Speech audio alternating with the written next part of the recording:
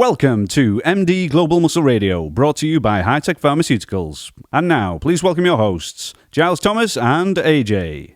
And welcome to MD Global Muscle Radio with me, your host, Giles Thomas, here at the Pump Media Studios, brought to you by High-Tech Pharmaceuticals. And I'm joined all the way, once again, from Norway for episode 7, AJ. Glad to be back. AJ, I'm just trying to think about how I can describe you. You kind of look like a cross between Stevie Wonder and Equality Street. I don't know what Quality Street is, but Stevie, why do you say it's a jacket or is the? You look like a sweet. For the people who see us on iTunes only. Mm-hmm.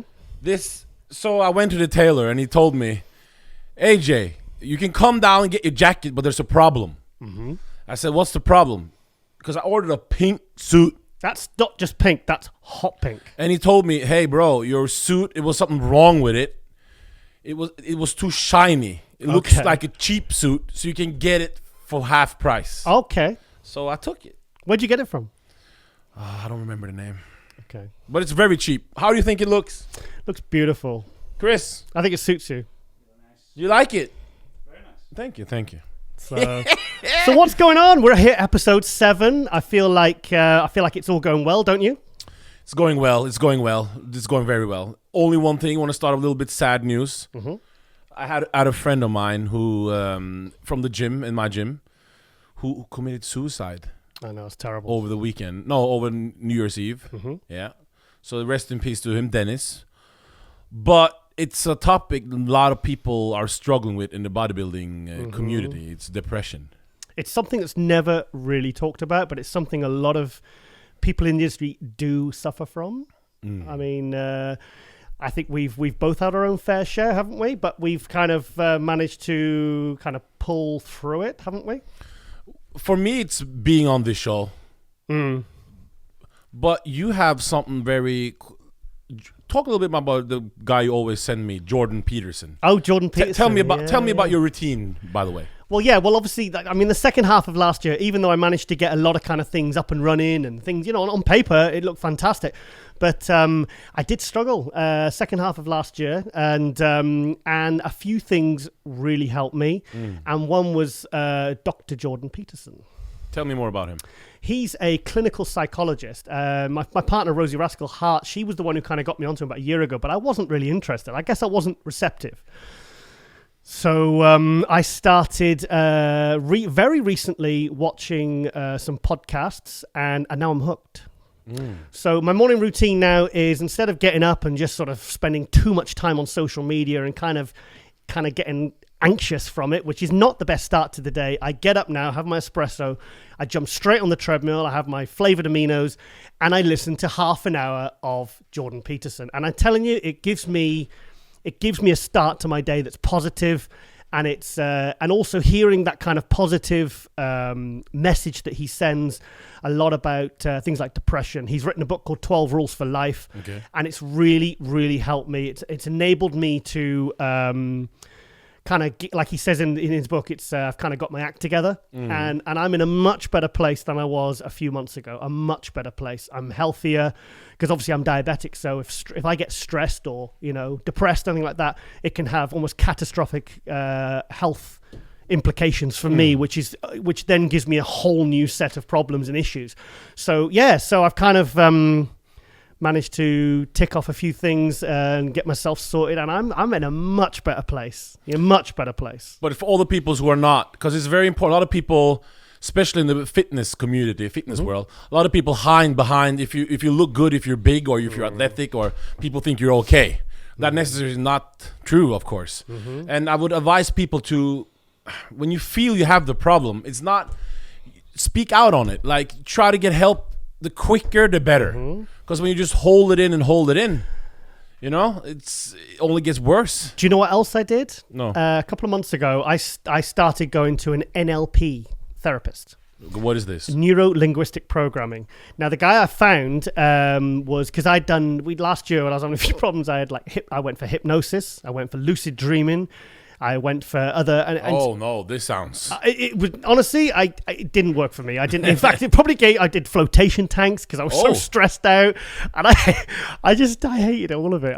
It made me worse, if anything. But anyway, I stumbled across this guy, an older guy, and it's more about understanding your own mind, understanding our human behaviors, our language. And just within like after the first session, I got into the car and I just kind of burst into tears. It was like such a release. But I felt the second time I felt better, the third time, and it's something definitely worth looking into because it helps you understand your own behaviors. And I think like I had a lot of repetitive behaviors, cyclical behaviors, which somebody said to me, another NLP practitioner said, actually that's symptoms of mild depression, Giles. That's something, and in my head I was okay, but yeah, so like I said, it's bodybuilding can be so visual. It can be such a, like you said, it can be such people sometimes forget that there's, and the thing is, to be a good bodybuilder, to be good at anything, you've got to have a good, strong mind, and you need to be healthy mentally. Yeah, exactly.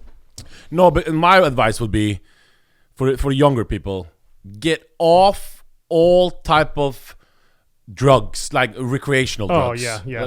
Especially people in the gym talk a lot about marijuana and weed. Yep.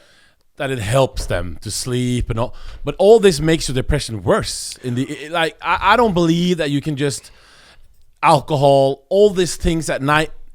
Try to get rid of those things, and really get just motivated about something that's out of your league. Go for it, That's something I did recently. I stopped drinking because for about every night for about 3 years I've drank wine, but not till every night.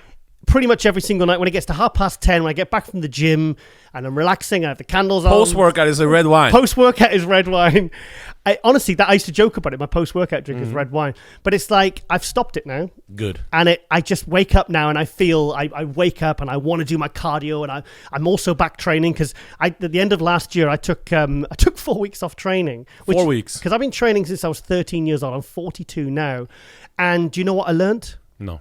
Absolutely nothing. Do you know what I tell her? I said, actually, that's a lie. I learned that I will never, ever take another extended layoff from training because it just... So basically what I'm saying is eat like that, because I was having a series of bad workouts. Okay. I was going back and it was very frustrating. And I was thinking, why am I not strong? I'm not training as hard as I was.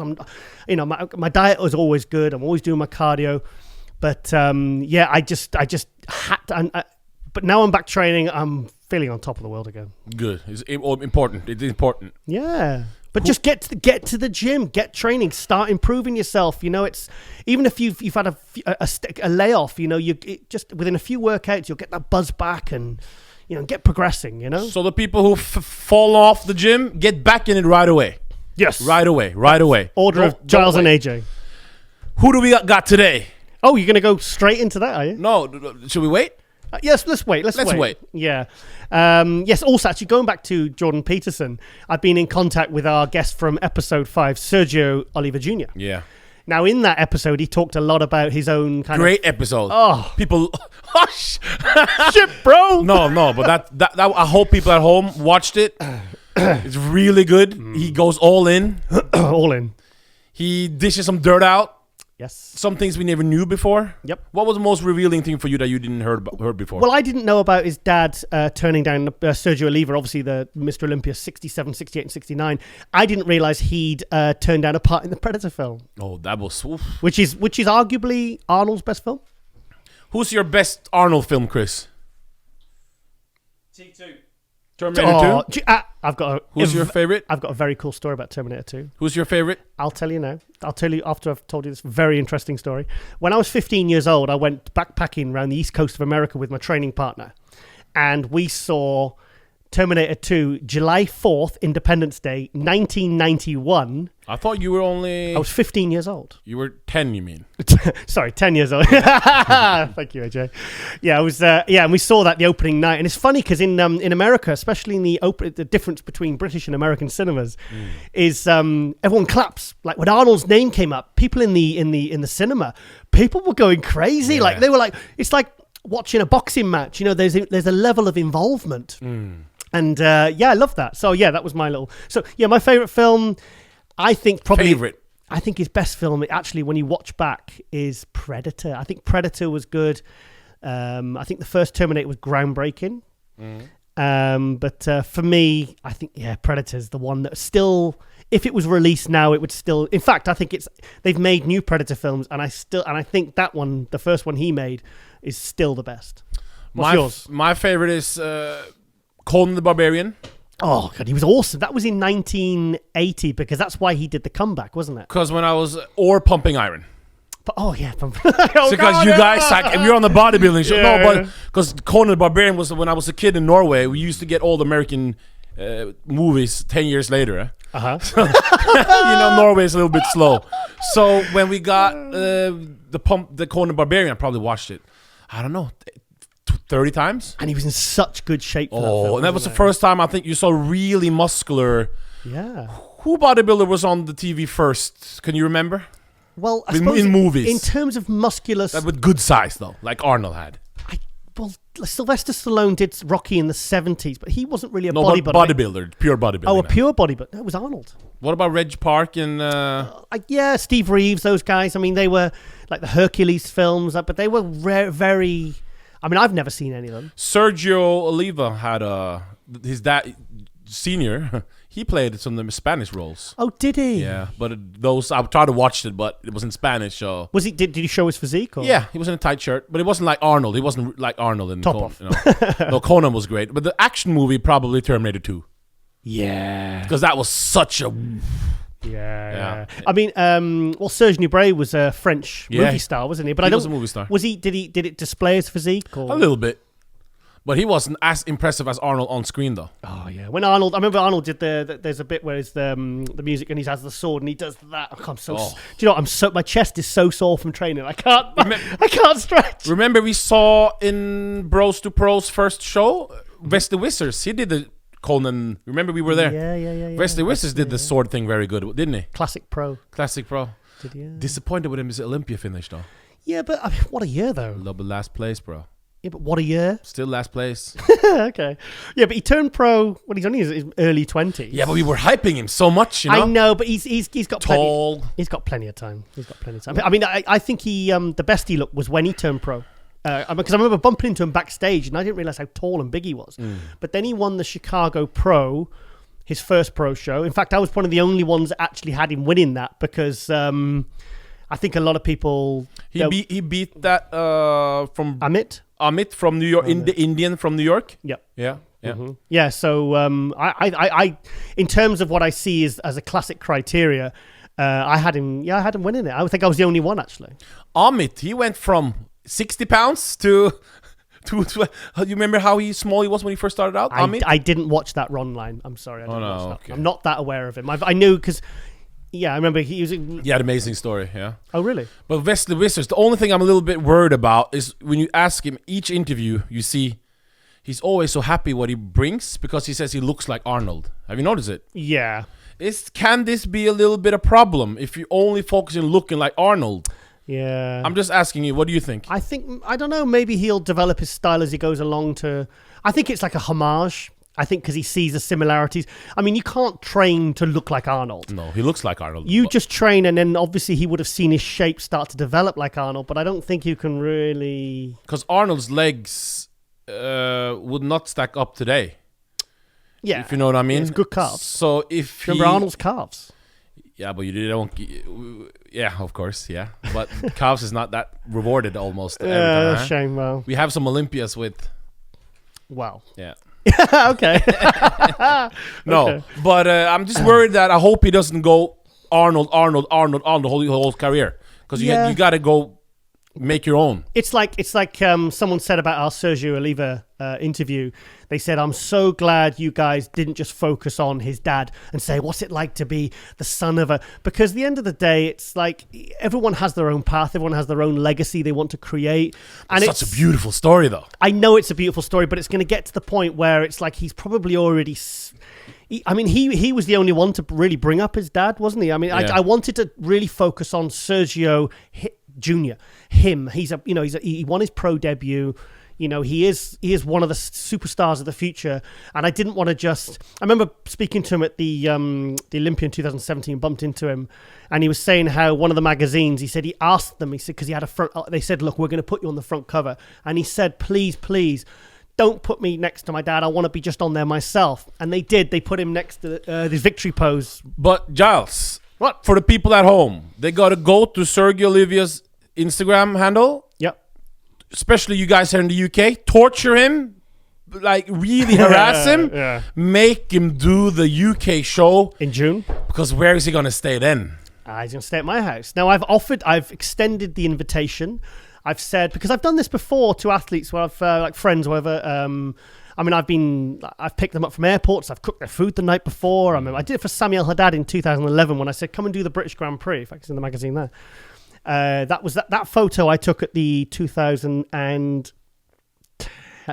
And this was not pre-planned, by the way. It was there. Yeah. Yeah.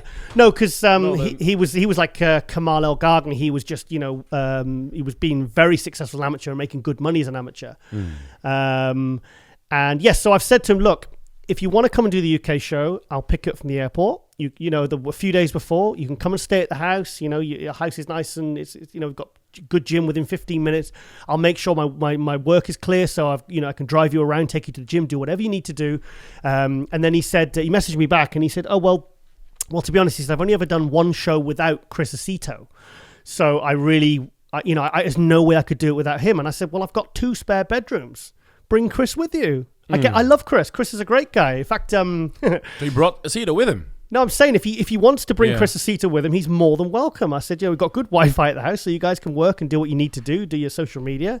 I said, and then we'll drive you down to the show, and then you've got everything. Because it's difficult sometimes when these pros compete abroad. Because I've done it when my partner Rosie, when she did her first pro show in like Dallas, we did the Olympia 2016. She won that the Dallas show. Tampa, it is difficult trying to get food organized, and that's what really messes up a lot of competitors. So I said, look, if you come over, you got no excuses. Now you're going to put you on the spot. I like putting you on the spot because so you know a lot of the prep coaches.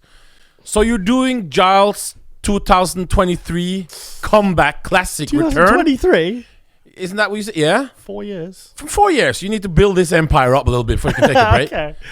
Who would you have as your coach and you can only get one? Oh, Patrick Tuur. Oh, that was quick. Why? Well, I've got a very, very good friendship with Patrick. I trust him implicitly. He was one of 2 I was going to go to when I was, like I said, prepping my partner Rosie when she was looking to turn pro. The 2 that I was, because I've got personal relationships built with Neil Hill and Patrick Tuur, and I went to Patrick and Patrick said yes, I'd love to. So it'd either be, there's many. I think it's like when I hooked up Neil Hill and Zach Khan to work together. Neil said, look, Giles, he said, I'll meet up with Zach. He says, I don't really know him. This was at the end of 2008. He said, but he says, the main thing is, Giles, he says, we'll meet up, we'll train together. He says, if we get on, then we can work together. So I have to be able to have some sort of friendship or relationship, because it's a lot of it's about mutual trust. It's not just about, right, I'll write you out a diet, you do this, you do that, send me a check-in pictures. They work. These people work very, very closely together. There's a lot of work to be done. So who does he have now? He's got Patrick Tuur. Who do we have? Well, Nicholas Bouliot is probably his most high profile, but Daniel Toth, from Hungary. He works with a lot of up-and-comers, maybe. Yeah, up-and-comers, as in, like he'll help them to turn pro. Like he'll work with people from Brazil and France and Germany and all over the world. So he's the one that made Rafael Brandao really shine, wasn't it? Yes. And then he switched, but yeah, I was surprised by that. But I mean, he's working with Chris Aceto, so Chris is great. So it's funny actually. There's obviously they think there's a bit of beef between Aceto and that side of things. I was backstage at the Arnold, and this was after the show. And we're doing all the interviews. Everyone's set up. You've got Generation 9 and RX and everybody else. So the first thing I saw Chris backstage. Censor those 2 last there. Chris, censor those. So Chris was there. And Ron was interviewing Breon Ainsley, who just won the Classic Arnold. 2 times. Well, Classic Arnold, yeah. So I went straight up to Chris. I went, Chris, I says, and I think I shook his hand or hugged him, whatever. I says, Chris, fantastic job with Kamal El Gargani, mate. I said, fantastic. I'm sounding like, fantastic, bro. Yeah. And and I went up to him and shook his hand, and then I could see some of my team looking over. So I went back over there and went, have you got a problem with Chris? What's going on? I said, no. I said, I love Chris. I said, he's just, I went up and congratulated him. I said, he's absolutely cool. So Sergio is welcome with Chris Aceto. He's absolutely more than to welcome. your house. Yeah, like I said, if they want to do that, and they're more than welcome to come over and stay. They'll have everything they need. There's, and I thought maybe we could do some good footage for the Muscle News Weekly show and get some, if he's up to it. If he doesn't want to do it, fine. I'm not bothered. They can just crack on. But also going back to Jordan Peterson, I said to Sergio, Sergio, we've got to stop this drama going on in your life, because you're going in circles like I used to many years ago, with relationships and whatever, and it's ups, it's downs, I want to see some more stability, because that's the way you're going to get the best out of your career and yourself.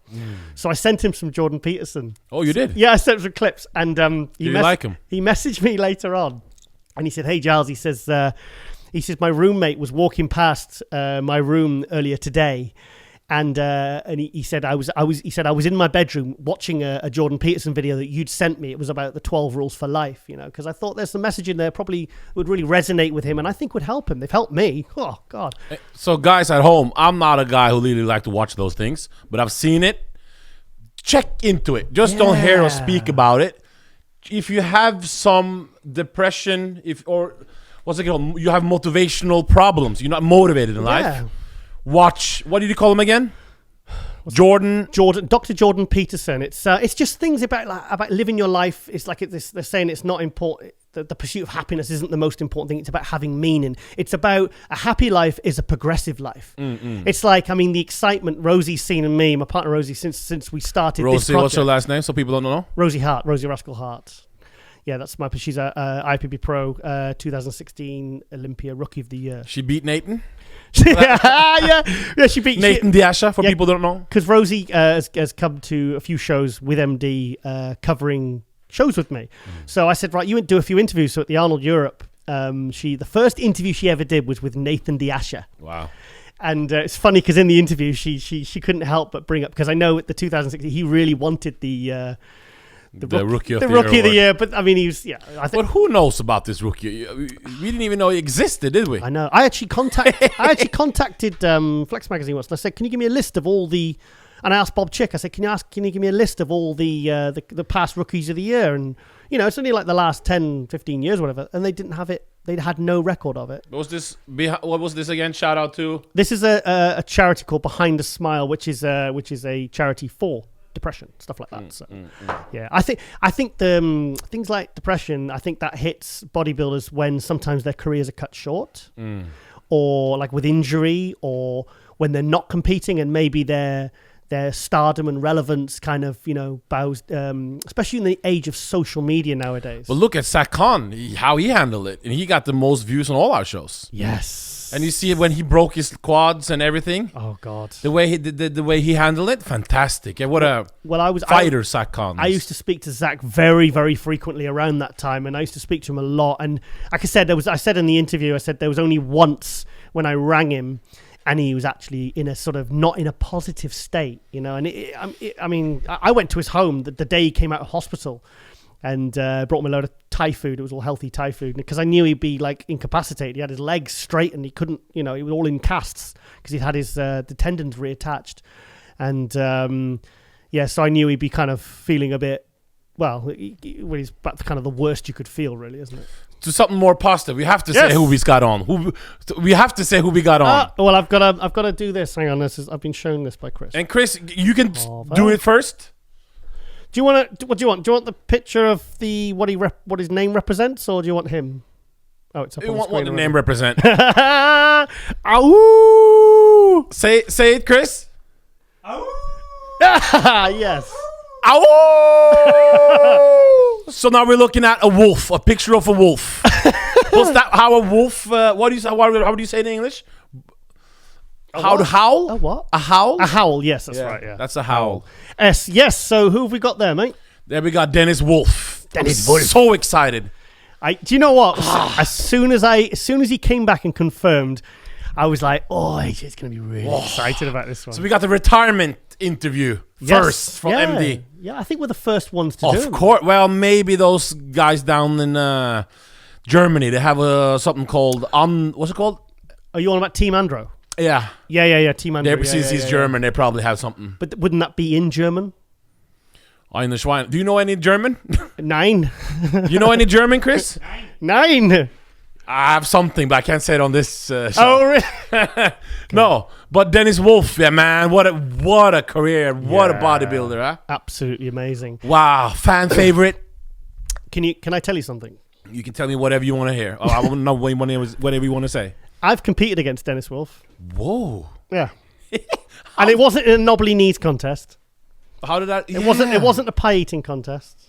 No, it was a show. It wasn't. Yeah, it was in a place called Datteln in Germany in 2005. I'd won my category at a show in Scotland, and they put me up in the overall, and they decided I was good enough to make the Scottish team. Oh. So we went to the European Championships in Datteln in Germany.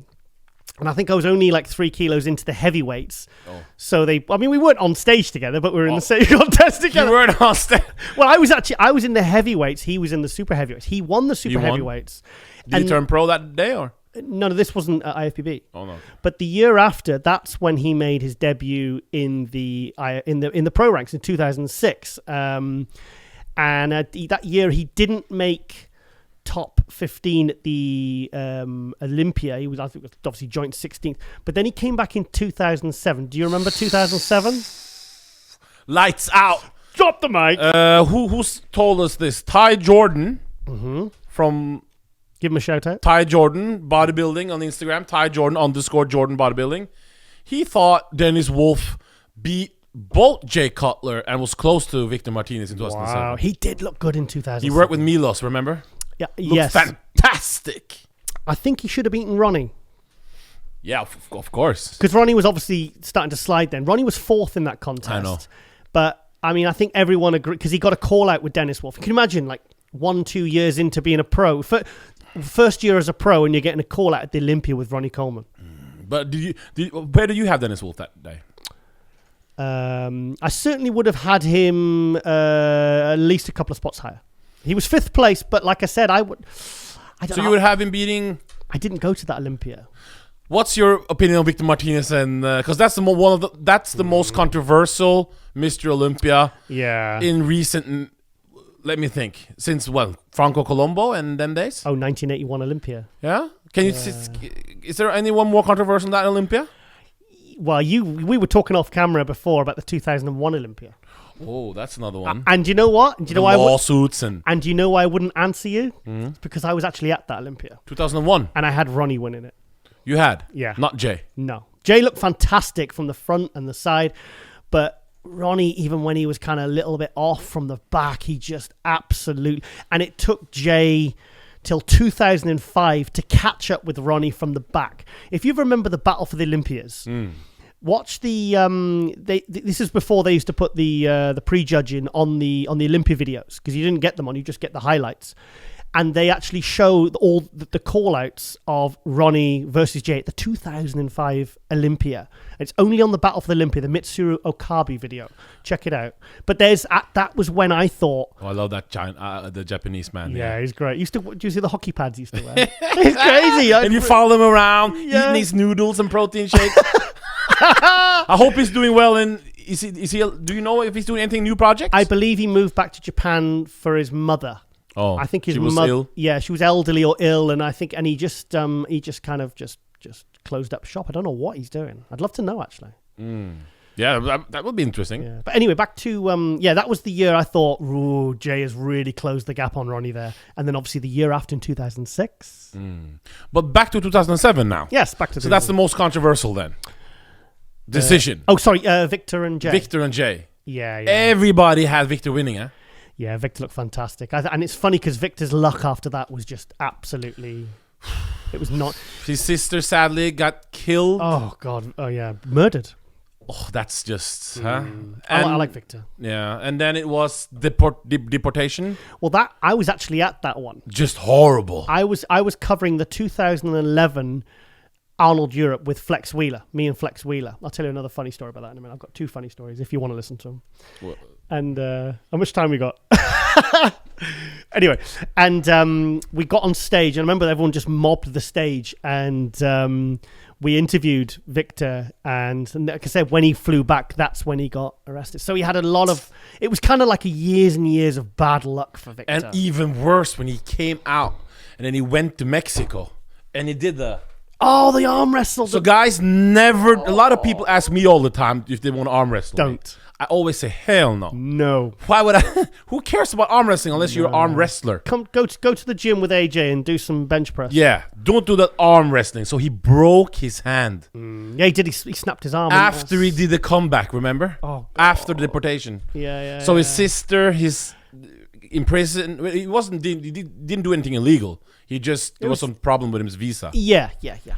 Broke his arm. Oh. His leg, you remember, it was also something. Yeah, he tore his quad. Yeah. Tore his quad, yeah. It was just non-stop, wasn't it? And it all kind of seemed to happen after that 2007 Olympia, which a lot of people felt he should have won. You obviously thought he was going to win. Yeah, it's funny, isn't it? Like, they say that rivalries bring out the best in that. Now, obviously, Ronnie was kind of, not falling by the wayside, but he was kind of, he was slipping. He was at the tail end of his career. And it's like, without Jay having Ronnie to chase, and he was already Mr. Olympia, I think what happened there was, what I believe happened was he was so busy with personal appearances. I think he thought, Jay was so busy that year, as now he'd become Mr. Olympia, he just didn't stop doing the personal appearance, and I think it affected his prep. But he should have, because in those days, Victor Martinez was dubbed as the next big thing. Well, Ronnie Coleman had, Yeah. Ronnie said that. Yeah, he said, who do you think is going to be at the Olympia press conference?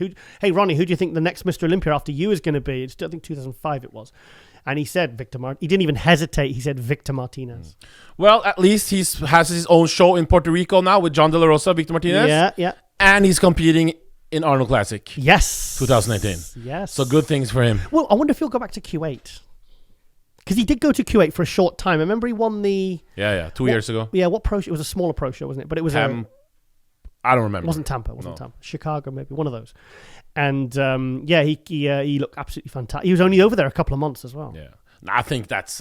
isn't it time to... He's got like 23 kids or something, so he's businesses. It's tough for a lot of these, not older guys, but guys who've got commitments and businesses. And he's also doing same thing as Heath. He has his autism awareness. Correct. Because I think his kids has sadly autism. I think one of his children has autism. Yes, a form of autism. In fact, that's a really nice segue onto something I'd like to talk about with Phil Heath. Now, Phil Heath on the Friday night in Columbus, Ohio at the Arnold Classic in, maybe about 5 weeks' time. 6 weeks? Yeah, but when this airs. Correct. When this airs. What, it's not live? Shit. Yes, he has. This is the 7th year, Phil Heath. I was actually surprised that I'd heard this was the 7th year because of how little publicity it had been given. It's just, why? Exactly. So I've reached out to Phil and I've said, look, exactly. I've put it on the MD forum on musculardevelopment.com. I've obviously shared it on my social media. I've got MD to share it on there, Facebook, Instagram, and I'm going to obviously mention it on here. And also I'll be mentioning it in my Muscle News Weekly show, which is coming back. Well, it'll be out by the time. Who's going to be on there? Oh, do you know already? Or I've got a few ideas. Well, I'm working on this week in episode 34. By the time this airs out, I'll probably be back on episode 35. We missed that show. It's been 3 weeks now, hasn't it? Sorry, man. I've been busy with this. And obviously my new MD column, Global Muscle Buzz. I submitted the second one last week. Yeah, last week. Before we go into the Phil Heath thing, this was the first time in Norway we read about you. That's the Euro muscle. That's where you're known for. That's me on stage. That's the only picture I had of it. That's the only headshot I had. And that was probably in Europe. We really was into this column, Euro muscle, because it featured a lot of European bodybuilders, Mm-hmm. So that's a lot of people in Norway. We were reading Euro muscle. Oh, cool. So that's how we knew all the European bodybuilders, because you get tired of reading only about the Americans when you're not from America, That ran from the end of 2010 to 2014. That long? Yeah. Nearly 4 years. Yeah, Yeah, I used to love doing it. See Alvin Smalls here. He's doing a comeback soon, isn't he? At the New York Pro, and if he is doing the New York Pro, I'm 100% going to travel with him. Alvin Smalls, check him out. Compete against Tony Freeman. Wait till you see this guy. I mean, I'll be definitely getting some training footage of Alvin in the next few months, if he's definitely coming back. But he's just... I love that interview. look after these magazines. I collect these. I Come on, I collect these. They're my babies. Look how thick it is, by the way. I know, yeah. Well, Glory days, man. Phil Heath, autism. Yes. Yes. So he's had this charity for 7 years, and he has an event on the Friday night. I don't have the exact... We'll put it on the social media, on the Instagram and everything for MD. But I will 100% be attending. Mm-hmm. And hopefully you can come with me too. Mm-hmm. And I will be there. I'll try and get some a photographer to get some good shots, because I think... I'm so glad that now obviously Phil's not competing this year. He's probably got a even more time to dedicate to this. What are you doing? So it's at the Big Bang Piano Bar. Oh, Big Bang. Yes, right. Yeah. I haven't clicked what a well, Front Street, Columbus. Well, Columbus isn't that big. I mean, it's not. Just get a cab. But I would implore pros, coaches, people in the industry, fans, if you can make it to this event, please try and show support, because I think it's so important. Because bodybuilding, they say, is a selfish, blah, blah, blah, blah sport. And I just think it's important for things like this to be supported. Because I tell you what, it's nothing like when you get your own venture up and running, whether it be for charity or for something for yourself. I think it's important to show support and solidarity, because you never know when you might need support for something you're doing. I think it's with bodybuilding. It's such a niche sport. Mm-hmm. Whenever a bodybuilder does anything, the whole community should try to support it. Yes, no matter what it is, but like, as long as there's something, because if everybody all stick together, make the sport grow, and get more respect. And you get back what you put out, I think, especially in, and it's like Phil's really shown a lot of appreciation for just the few little things I've been doing, and it's really, I mean, you could argue that it's kind of my job to do that. But it's weird that they don't say give back. He charity events for autism, travels around the globe, visits the Marine, all these things, and they say he does not. Well, I can't say that everybody says it, but a lot of people say he doesn't do enough. Yeah, maybe he doesn't need to be so humble about this. Maybe he needs to shout out a bit more. But 7 times, and nobody's talked about it before. I know, 7 times. Like how many Olympias he's won? So he started this the same year he won this first. Yeah, so you could argue, oh, well, I'm too busy to do. I just need to concentrate on staying Mr. Olympia. You know. So okay, I'll tell you one thing I'd like. Oh, also, I was talking to Phil. I said I was talking to him last week. I said, Phil, do you know what? I says, like, it's like me taking Sergio to a Jordan Peterson lecture. I would love you, me, and AJ to go to a 5 Finger Death Punch concert. Come on. And I said, and Phil, I forget what Phil said. He says, watch for that devil music, Giles. He says, I said, make sure AJ brings his, the jacket you were wearing in the last episode, the Backstreet Boys one, No, we can't. The only devil music I listen to is wrestling music. Oh, no, you know what he said? He said, no, I says, do you know what? I says, I bet AJ would have the time of his life. You, me, Phil, and Well, Phil's there I go, of course. But, I wouldn't enjoy the music. We'd have to dress you up in some black leather. Oh no! The goth. What do you call it? Goth? No, not goth. It's like goth music. Slap them around a little bit. It's funny. I went to a 5 Finger Death Punch concert, December 21st, 2017, and I was dressed. I had a tweed suit on, a 3-piece tweed suit, and I was sat amongst all these like proper heavy metal fans, leather and all their, the darker black hair and everything.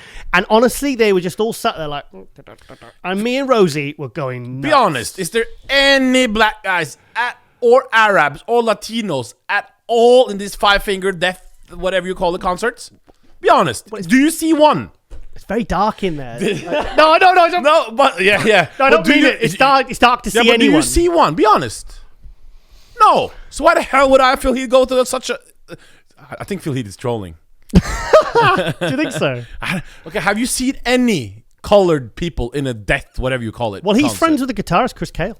Yeah, but have you seen anyone in there? I'm not asking if he's friends with. I wasn't paying that much attention. No, but you notice if there's one. No, there's not. I've actually got video footage on my phone. We'll let's examine it later. Put it on Muscle Weekly show. Yeah. No. Yeah. Oh, also, one thing I'd like to say is I'd like to thank everyone that has shared the show. I've actually been. I noticed a real jump up from episode 5. You have a real jump up in people putting it on their Insta story, tagging us in, saying, trying to burp. Sorry, I had some Thai food before we came in. It was lovely, actually. Their lean kitchen. And Lean Kitchen is a very good place. I love the food there. I love that. We go back twice a day. You get no discounts though. No, not even a free coffee. Nothing. It's okay. So yes, I'd like to thank everyone who people who share, promote it on their Instagram and their Insta stories. And it's funny how many the other pros watch this show now. It's like you see. Making comments and stuff. I love it. And I hopefully we can get round to all the professional bodybuilders. Yeah, as we say, we don't might agree with everything we say, but it's to get more content out to the bodybuilding community. Yeah. Positive. And with Pump Media creating that looks professional, me flying over, you 30, 50 years of experience, talking to all the just like no, but it's just like we're just trying to do our absolutely best. Yeah. We will grow, we will get better. Yep. We will get better, but it's just to get more, like if you're at home, you want to do it, just get the word out. Yep. Get bodybuilding out. So we want to thank Juan Royas from Physique, Juan Royas, Ty Jordan, Domlev, that's Dominic Lewis, and the O-Hall. Okay, well, I've got 2. Who you got? I've got Shaun Corrigan, PT. Oh, the one. Yeah. He said his Sunday afternoon is perfect because he does his cardio, and a lot of people watch our show when they're doing cardio. In fact, Big Mike Cox, he said, Giles, I do double the amount of cardio when I'm listening because I can't stop listening to the show. What's going on with his Instagram? It's horrible. Oh, you unfollowed him, didn't you? I did. Delete it. He's showing all these midget girls, and I can't stand stuff. Oh no, Cox! He has the show called with Goon Griffin called Beast Coast Live. They got that's some good content they got there. Yeah, you and me have both been on there. It was experience. So yeah, it's good. Okay. Also, I'd like to give a shout out to Rob Cannon.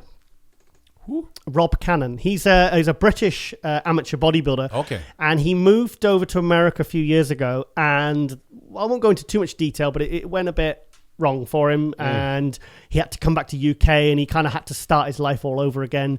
And I've been kind of trying to put encouraging comments and stuff because I can imagine the kind of how he's feeling, and but things are looking up for him. Things are looking really good. He's doing some personal training at a gym. He's looking big. He's feeling a lot more positive, and I just want to give some encouragement to him because we all have dips and troughs in our life, and he's on the rise now. Yeah, I want to see him back on stage. And in fact, I mean, there's a guy that could get his pro card. He really, in fact, I remember the year he did the heavyweights at the British, and I couldn't believe he didn't make top 6. I mean, sometimes you get the guys who look like pros next to amateurs, and he didn't even make top 6. So that's probably why he pissed off to America. No, but one thing is the Goon Show. Is that on MD now? The Beast Coast Live. That's on MD now, isn't it? Isn't that picked up by MD? Yeah, I believe on there. I think it's on their YouTube. On the MD YouTube? Yeah. Okay, so guys, check that out. Yeah. Okay, I want to talk about a bit of history now, because I know for the bodybuilding historians, the fans of the sport, let's talk about jumps. The biggest improvements bodybuilders have made from one year to the next. Because let's face it. Let's go current or old school first. All of them. Obviously what Shaun Rhoden did last year generated so much excitement, didn't it? Yeah, it did. It really did. But it sure did. But all the pieces fell in place. Yeah. But for you guys, you were so shocked. For me, it was, but it was just that little... You had a little bit of distension in 2016 and 2017. 17. Just on the first day, but on the second day it went.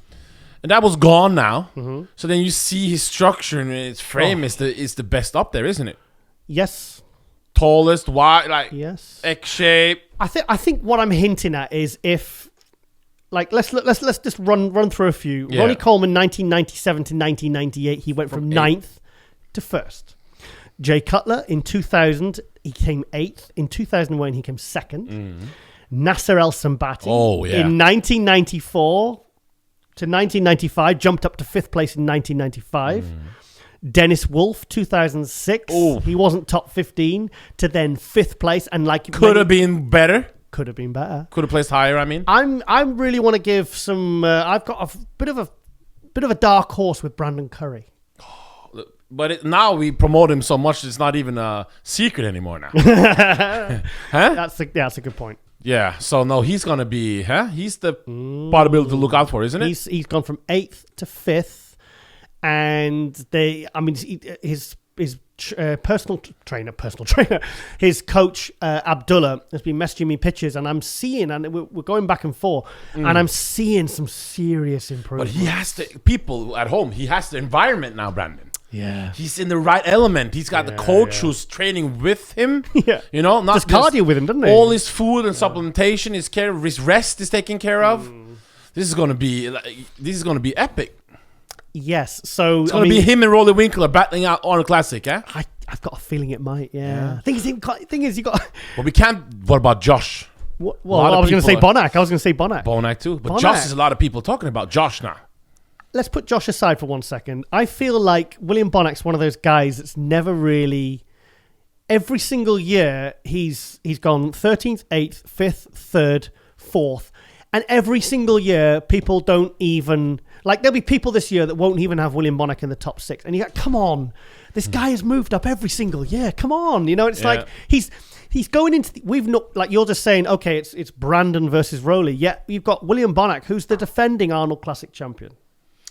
It's just that we saw Brandon rise so much. And now he's such a good environment that we're expecting really big things. Plus, he has improvements he can make. I know. So, of course, Bonac won last year, so... He looked good as well. And Cedric won the year before. Oh, Cedric, yeah. You're forgetting always about Cedric, yeah? God, Cedric's like one of my favourites, Is know? he? But, was it one of them... So why is Cedric not winning the Olympia? Or why is Cedric not even placing top 6 at the Olympia? What's wrong? No, I don't know. It baffles me. But what do you think? What's wrong? To be honest, when he came out at the Olympia, the last 2016, 2017, the Olympia, it was like, he's blown it.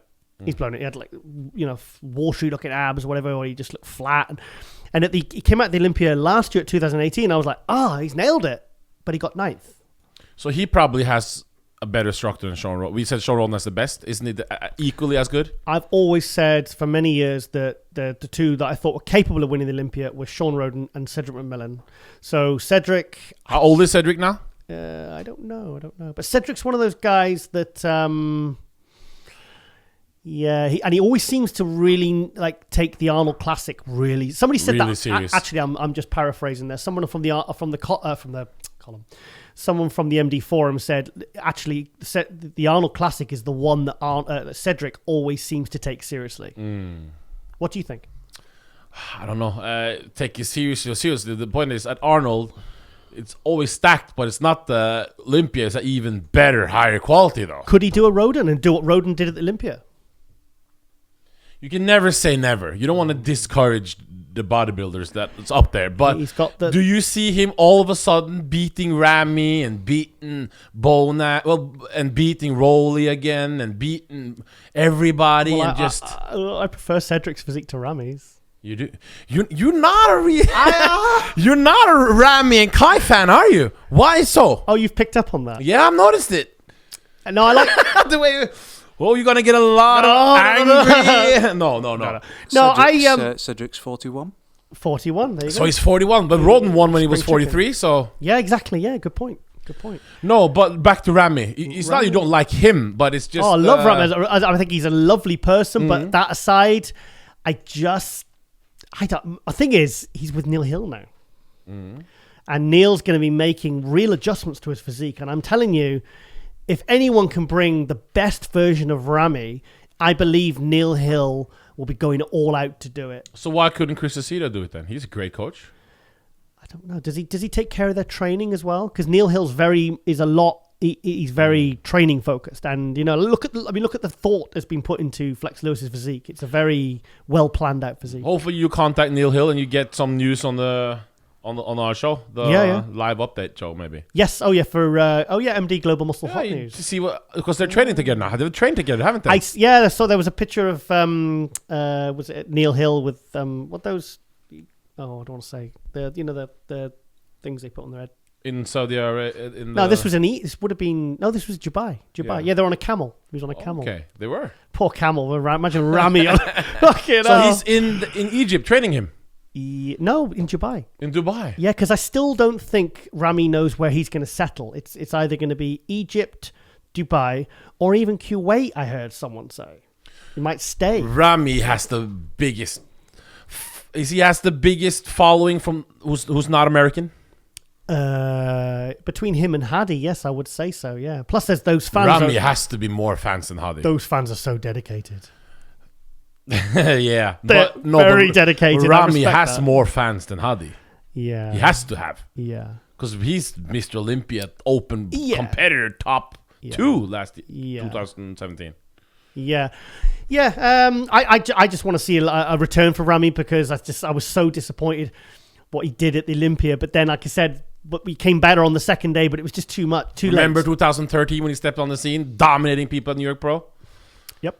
Everybody thought he's going to win the Olympian like in a year or two. He won the 2013 New York Pro and the 2014 New York Pro. And I believe he's going to do the New York Pro this year as well to qualify.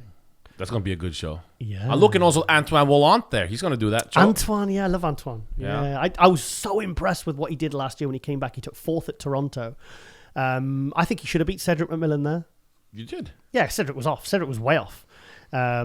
So yeah, and Antoine, what he did coming back from, the substance abuse and addictions. Yeah, in fact, I want to get Antoine on because I think he's got an interesting story to tell. And I was talking to him at the Olympia at the Expo. He was doing some interviews, I think, for Redcon. Okay, he's with Redcon now. And Aaron Singerman's company. He's a good interview. Yeah, that's right. He's a good interviewer. And he's very funny and he's very interesting. And he did a little update video for me for Muscle News Weekly. And I said, could you just do an update video, WhatsApp it over, and I'll edit it into the show. And he just did this quick video, but it was hilarious. He starts talking to geese. He's like, hey geese, come here geese, come here geese. Yeah, it's good. It's a good story, comeback. It's a good comeback story with Antoine now. Yeah, so it's very exciting to see. And he's kind of he's 300 pounds now. He's aesthetic as well. He's got he knows how to pose. He's got a nice clean physique. I think he's someone to keep an eye on. Definitely someone to keep an eye on. Yeah, but no. Yeah. How long we use now, Chris? 50. Okay. I think we can go another 5 minutes. If it's going on the last 5 minutes, we got the haters. We got to be careful with the time. I want to talk about. I had a bit of a movie day yesterday. Oh, you had just laying in bed all day watching movies with Rosie because normally I'm filming and editing Muscle News Weekly, but obviously took that one. And I watched a film, actually an old film. I didn't have any new ones, so I watched this. It's called Monster Hunter. Okay. And I was like, I was looking. Kevin Durand. I was like, where did I know that name from? So I watched it. Kevin what? Kevin Durand. Kevin Durant. Durand. The basketball player. No, Oh, Durand. okay. No, it's not. He's very tall. Remember when Flex told you about this box? You had no idea. Let's not go into that. We don't. Yeah. Don't start trolling. No. Okay. Yeah. Kevin Durant. Anyway, yeah. So when I was at the when I was at the Olympia last year with Ron Harris, we went to the Las Vegas premiere of Bigger the movie. Where can we see this movie? Well, I saw it in the cinema. Yeah, but what about the rest of the world? Where can we see this movie? I believe it came out on the DVD on January the 15th. Oh, January, that's today. Oh, is it? Isn't it the 15th today? Tomorrow? 14th. So anyway, by the time this airs, yes, it will be out. Oh. Now, we would go into the table at the premiere. There's where we got our tickets, so the desk or whatever. And they had some stand-ups of for the film. Yeah. And these two guys walk over, and Ron Harris goes, "Hey, Charles, oh my God, it's Kevin Durand." And the other guy, I'm like, "Who?" And he says, "Don't you know he's been in this, and this?" And I was like, "I've not heard of any of those." He said, "They're really big American TV shows." And one of the guys, the tall guy, was Kevin Durand. So I took a picture of Ron with them. And Kevin Durand plays... I think he plays the Bob Hoffman character. I believe they changed the name for the film. Okay. But he's like one of the main characters of the Bigger movie. So it was nice watching that yesterday, and it was him. It was him. He was the sheriff, and it's a really good film actually. Very good. Monster Hunter. Yeah, if I see him ever again, I want him to make a sequel. It's important for people to watch this movie. If you're into bodybuilding, you have to know about Joe Weider. Sergio's in it. Yeah, but bigger than Sergio and all them. Joe Weider created the whole Oh, thing. it's a lovely So story. you have to. Yeah, you kind of obliged to. Because it's sad in modern day bodybuilding Yeah. enthusiasts didn't even know who these guys are. It was a real horrible. It was a really entertaining film, and the guy who plays Joe Weider, Tyler Hoechlin, I hope I've said that right. He's also plays Superman in the TV series, and I believe they're going to give him his own solo TV series. So yeah, and I followed him on Instagram. And John Cena wants to play what? Oh yeah, John Cena wants to play Captain America now that Chris Evans. He's made the Avengers Endgame. That's the last one. That's the last film he's contracted to play Captain America. And John Cena, the wrestler, bodybuilder, whatever, was on... Don't say whatever. It's John Cena. John Cena, sorry, John. Sorry, John. Please come on our show. Yeah. Yeah? Yeah. So John Cena, yes. So Did you skip that? Chris, that's going to be, what do you call it? Jip? Or what do you call it? GIP? What do you call that? Jip? Jip. Will you make those funny videos? Oh, a GIF. A GIF. With the dwarves. Yeah, because Chris loves his gifts, doesn't he? Yeah, okay, back to the story. I know what you're going to say. Yeah. Yeah, okay, we'll talk about that on Instagram. When he farted. Yeah, exactly. Oh, and no. you were horrified. Yeah. I logged off. This is our wonderful producer, Yeah. Chris Clark from Pumped Media. So we've got a little group chat on WhatsApp, and we don't just exchange ideas, do we, AJ? No, we don't. So John Cena, we exchange bodily gases. Sorry. John Cena. Yes, John Cena was on the Ellen show, the talk show in America, and he said, "I really want to play." What's Captain that America. talk show you always have on in your house? By the way, that's Yeah. always on. Well, it's Jeremy Vine. It's Jeremy Vine. So it's like a morning news show, and I kind of But pause it's it. on all day. No, I pause it and I watch it. And every time I have food, because I work from home, I pause it, watch it, pause it, watch it. But he took over a guy from. Oh, it's not interesting. Okay, it's not interesting. That's not interesting. No. I'm just glad it's not Jeremy Kyle. Oh God, yeah. No, he took over from a presenter called Matthew Wright, who I actually went into the audience. You know, the American audience now going to be like, "What?" Yeah, we're not finished. Sorry. In fact, AJ, if we finish early enough tonight, I might even take you to Nando's. I still don't believe this is a place even called Nando's. He's told this man for like 2 months, Nando's. Now I've never seen it. Each time, can we go? No, it's closed now. It's closed now. It's closed now. Chris, does Nando's exist, and where are they? It certainly does, and there's one at the Bolton Arena. And what is Nando's? What It's a else? chicken place? Chicken. Yeah. Chicken. Actually, I remember when I picked Ronnie Coleman up, we were doing the Body Power Expo. And I said, because I said, let's go to Nando's. I said, Ronnie, do you like Nando's? And he looked at me like those meerkats. And he just went, Nando's? He says, when I'm in UK, I go 3 times a day. And also, I'll give you a random Nando's fact about Ronnie Coleman. He doesn't like the medium spice. He likes lemon and herb. It's going to be good. So that's very interesting. What's your favorite meat to cook with when you're prepping? I never eat Or chicken. getting in shape or getting bigger or whatever? When I diet, I never eat chicken. You never eat chicken? No. I eat white fish, steak, lean steak, and salmon. And then I even have cottage cheese when I'm dieting, and I use whey protein isolate. I like beef and I like shrimps. Shrimps. I get a lot of shrimps. They're really expensive, What, but so you don't have to cook them? yeah, correct. Yeah. I knew a guy once, he prepped for the Nabby universe. And because he was recently divorced and he wanted to go back to his bodybuilding because his wife didn't, because he was kind of like a big name in the 90s and he made a comeback about 15 years later. And I asked him about his protein sources and he says I just eat prawns, shrimps, all day. And I went, why? And he says, well, I don't really know how to cook. But it's expensive with this shrimps and prawns. Isn't it too high in certain... Who cares about that? It's very expensive, that's for sure. Those tuna fish cans. Yeah. Do you trust them? What do you mean trust them? Nah, because it's so cheap and it's supposed to be that much protein in it. And it says Thailand from like 10 years storage. Well, if you get a good quality tuna, you can drain it off. And I like it with vinegar on. A lot of vinegar. So it's quite, or even, what's it called? Cider vinegar. Cider vinegar, yeah. Or the white wine cider vinegar, See, I'm on about wine again. No, we got to get ready for Dennis Wolf. Yep. So, yes, well, we've rambled on again. It's funny though, isn't it? Because and he keeps going. No, keep saying it. What? No, it's funny how. Yeah, it's funny how. No, you carry on. No, I'm just worried about. I've run out of things to talk about now. Then we should get ready for Dennis Wolf. We should get ready for Dennis Wolf. Maybe we could shoot over to Nando's in Bolton. Now we'll go back to Lean Kitchen. Yeah, you do that on the way home. But Dennis Wolf is going to be exciting, guys. This is a retirement interview. First in American audience. I've interviewed Dennis Wolf 3 times. The first time was at the 2012 EVL Prague show, the first year they had it. And we're all staying at the same hotel.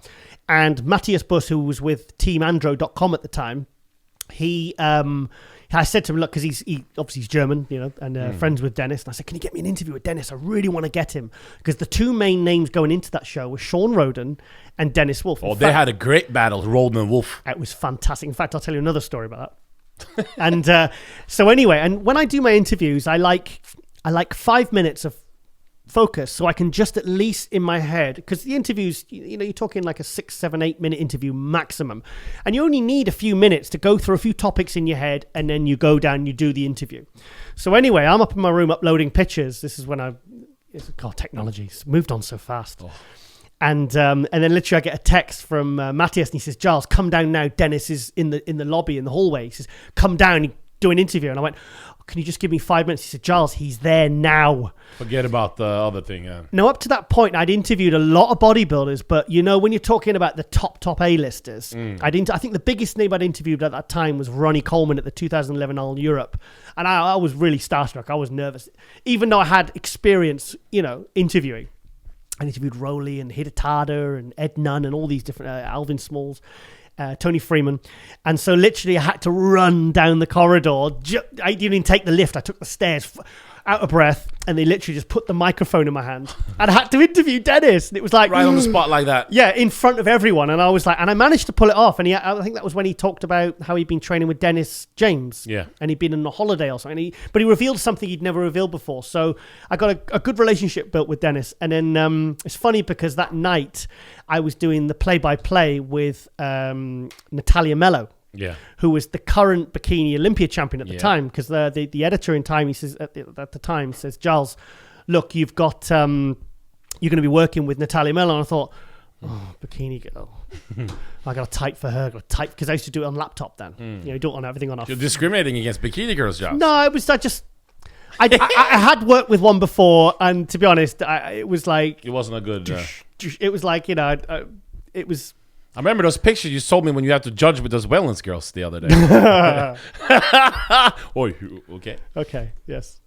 And very professional.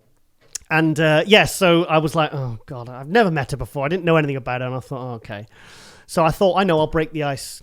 So I went over and I bought, do you know what Chupa Chups are? No. Chupa Chup lollies?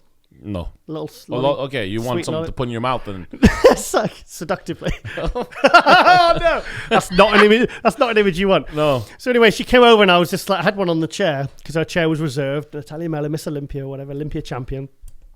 So anyway, she sat down and I said, she said, "Hi, I'm Natalia." I says, "I've got you." And I says, "I am Giles. I've got you a lolly." Do you want to lick my lolly? It's a but she was sound anyway. So the point was, we were doing the play-by-play, and I said, right. Because she had Dennis Wolf winning, I had Shaun Rhoden winning. Oh. And then I said, look, okay, Natalia, the deal is if your guy wins, you interview him. If Shaun Rhoden wins, I'll interview him. So Dennis Wolf won. So you had the interview. So she had to do the interview with Dennis. She did the interviews with Dennis Wolf. And I wrote down a few pointer questions for her, and she was great. But so anyway, I've interviewed Dennis a few times. The last time I interviewed him was his comeback show at the Arnold Classic last year. The one in... Ohio, yeah. He didn't do too well at that one, but so that was So I love Dennis, great guy. It's gonna be nice talking to him again then for you. Oh yeah, and it's gonna be nice having a bit more of a because when you're at these shows, it is stressful. It's to meet the pros, and there's a huge queue of people, and sometimes when you cut in to do an interview, you can feel these eyes glaring at you. Sometimes you get people really pissed off, and you're like, "Look, I'll be 2 minutes. I'm here to do my job." They want to be interviewed, but I tell you what, you'll see that when you get to some of the big shows. I'm gonna turn it up. I'm gonna look at them in their eyes. Be like, we're gonna be finished when we're finished. Yes. So anyway, okay. Well, I think we'll wrap it up there. We've done a pretty lengthy enough interview. Last shout out before we end episode 1 talk. Not episode 1, but first segment. Shout out to you. Say you're gonna do it quick this time, but I completely gone blank again, mate. Shout out to Big Rammy since you get a lot of hate from Giles. Big Rammy. Yes, yeah, I've got a lot of love for Big Rammy. He's a lovely guy. High Tech Pharmaceuticals, of course. High Tech Pharmaceuticals. Who's your shout out to? I said Big Rammy. No, I said it first. You can't say the same thing. Oh, come on. Why can't we both say Big Ramy? Okay, we both say Okay, Big Ramy. okay then. William Bonac, because I don't feel like he gets the recognition he deserves, because no one has got him down as a potential winner for the Arnold Classic, and I feel like, especially in the last couple of years where he has done repeatedly, moved up the ladder, I think he deserves my shout out for this episode. Okay, well, we will be right back after the break with none other than Dennis, the Big Bad Wolf, and we're out. MD Global Muscle Radio is brought to you by High-Tech Pharmaceuticals. Now, back to the show. And welcome back to MD Global Muscle Radio, here at the Pump Mania Studios, joined by Chris Clark, our producer, joined with my co-host all the way from Norway, AJ, and we have, for episode 7, Dennis the Big Bad Wolf. Dennis, thank you so much for joining us. It's so good to see you again. I think the last time I spoke to you was at the Arnold Classic last year, wasn't it? Everyone, hi Gilles. I missed the interviews doing with you. It's been a while, so great to be on your show. Thank you for the invitation. Yeah, it's absolutely our pleasure. I mean, obviously you obviously, because I thought you were in. We were messaging back and forth. I thought you were in Las Vegas, but you're in Germany at the moment, aren't you? Yes, I'm in Germany. I had a little Christmas vacation, of course, to see the family and everybody, all the friends, and doing some business plannings. And like I said, I do a lot of training right now. Got a couple of professional athletes. It's moving forward, everything. So it's pretty cool. I saw that because you're now, aren't you coaching people now as well? Yes. So do you want to tell us a bit about that? I do coaching. I do normal people. I do professional athletes, and I do amateurs. So I got a lot of them right now because they got to see that I'm in Germany right now. So that's a good opportunity for the German and European athletes, right? To come over to the gym and take a look and have some discussions. What to do and what to do. So. More personally, work is involved in this, and that's what I like, and that's why people are now booking me. So it's pretty cool, and of course a lot of work. Yeah. How many do you have at the moment? Excuse me? How many do you have at the moment? How many? Oh man, I got like 15 plus. Oh wow, fantastic! So it's going well then. Yeah. Thanks. Yeah, I mean, I got Lucas Wheeler. I got the new athlete in Lucas. Classic Physique. It's Kirill Kudarev. He's from Ukraine. So he was placing third at the Dennis James Classic here in Frankfurt last October. So a lot of interesting athletes and a lot of potential. So I'm looking forward to work with them. Good. I really rate Lucas because I interviewed Lucas at the Tampa in 2017. And even his hair's a little bit Jay Cutler, isn't it? But I think he's a really good poser. He's got really good aesthetics. Didn't he win the Arnold Classic Amateur? I think it was 2015, wasn't it? Yes, true. That's when he got his pro card. Yeah. Yeah. I mean, he's always making like top 10 at the pro shows, but he just needs that little bit of extra to really break through into the top levels, doesn't he? Exactly. I think he has a great potential to be in the top rankings, and I think in the next couple of shows we're gonna prove it. And I honestly see him in the top, and to get qualified for the Olympia is also, I think, a good chance for him because, like you said, he looks kind of like Jay Cutler, and almost the physique is like Jay's, but he needs a little bit of promotion and also some help to get this level, this dryness, mostly all the time he's not getting completely in shape and going on stage, that's the thing. I'm trying to bring in as sharp as possible and, to show everyone that he deserves to be in the top because he's, he's traveling like, I don't know, for how many competitions and didn't place well like he should be. Of the condition, So he's kind of in that 8th to 10th bracket in any pro show, which is admirable, and because some of these shows have 20, 25 plus competitors. But actually, I'd like to say I have reached out to him to publicize him, and he's not got back to me. So you need to have a word with him because I like Lucas. I like Lucas, but I'm trying to promote him, but he's not coming back to me. So it's important, for these to work for guys like, obviously as an experienced professional, it's important for the pros to reach out and cooperate with the media because we're here to help. Right. I mean, it's not everyone's thing to be, on Instagram all the time, and promote himself. And but we just started, working together, and I think the collaboration is going to be working out great. And I see him really making a good placings in the next shows. And we're looking forward to pick the best shows for him to place well. I think London is going to be a first show he's going to compete. And I'm looking forward to it. So he's doing London in June? I'm more excited that I'm talking to Dennis. Because I live in Norway. And in Norway, you're like one of the biggest bodybuilders of all time. Oh man, I'm honored to hear that. Thank you so much. Dennis Wolf is just like, wow. I bought this suit for you today. Really? Because I was He really did. Because as a kid, as a teenager and a little bit younger, you were the one I always had on my walls. I remember the Nutrex thing and the thing, and it was like 2007 Olympia was like, oh. Yeah. Wow. 2007 was just an unbelievable moment, and Olympia was just amazing. I think it's one of the best Olympias from after the 90s when you look up on the lineup, it was just amazing, and everybody was just in shape, and a lot of new guys were coming up at that time, a lot of young guys, they were not just me, they were like Silverhammer and all the guys who were, at my age right now, so that was a great time, and I'll never forget it. So, and I appreciate, of course, to hear that, that in Norway I'm kind of, idol for many. Still a big deal. Yeah, but do you ever think about what you've accomplished because there's not a lot of people from Europe. Yes, good point. Because you're like the probably top 5 European bodybuilder of all time. Do you actually, you don't think about that, maybe when I got like a quiet minute, like I do after my injury, then of course sometimes you have like days you start thinking about it, it's not everything that bad. So and then you think, all right, guys, you yourself, you made your name, you did a great career, had a great career, and then of course you think about this. Great things that you motivate people and encourage some people. Even now, when I travel, I do a lot of traveling right now, and I have some seminars coming up here in Germany.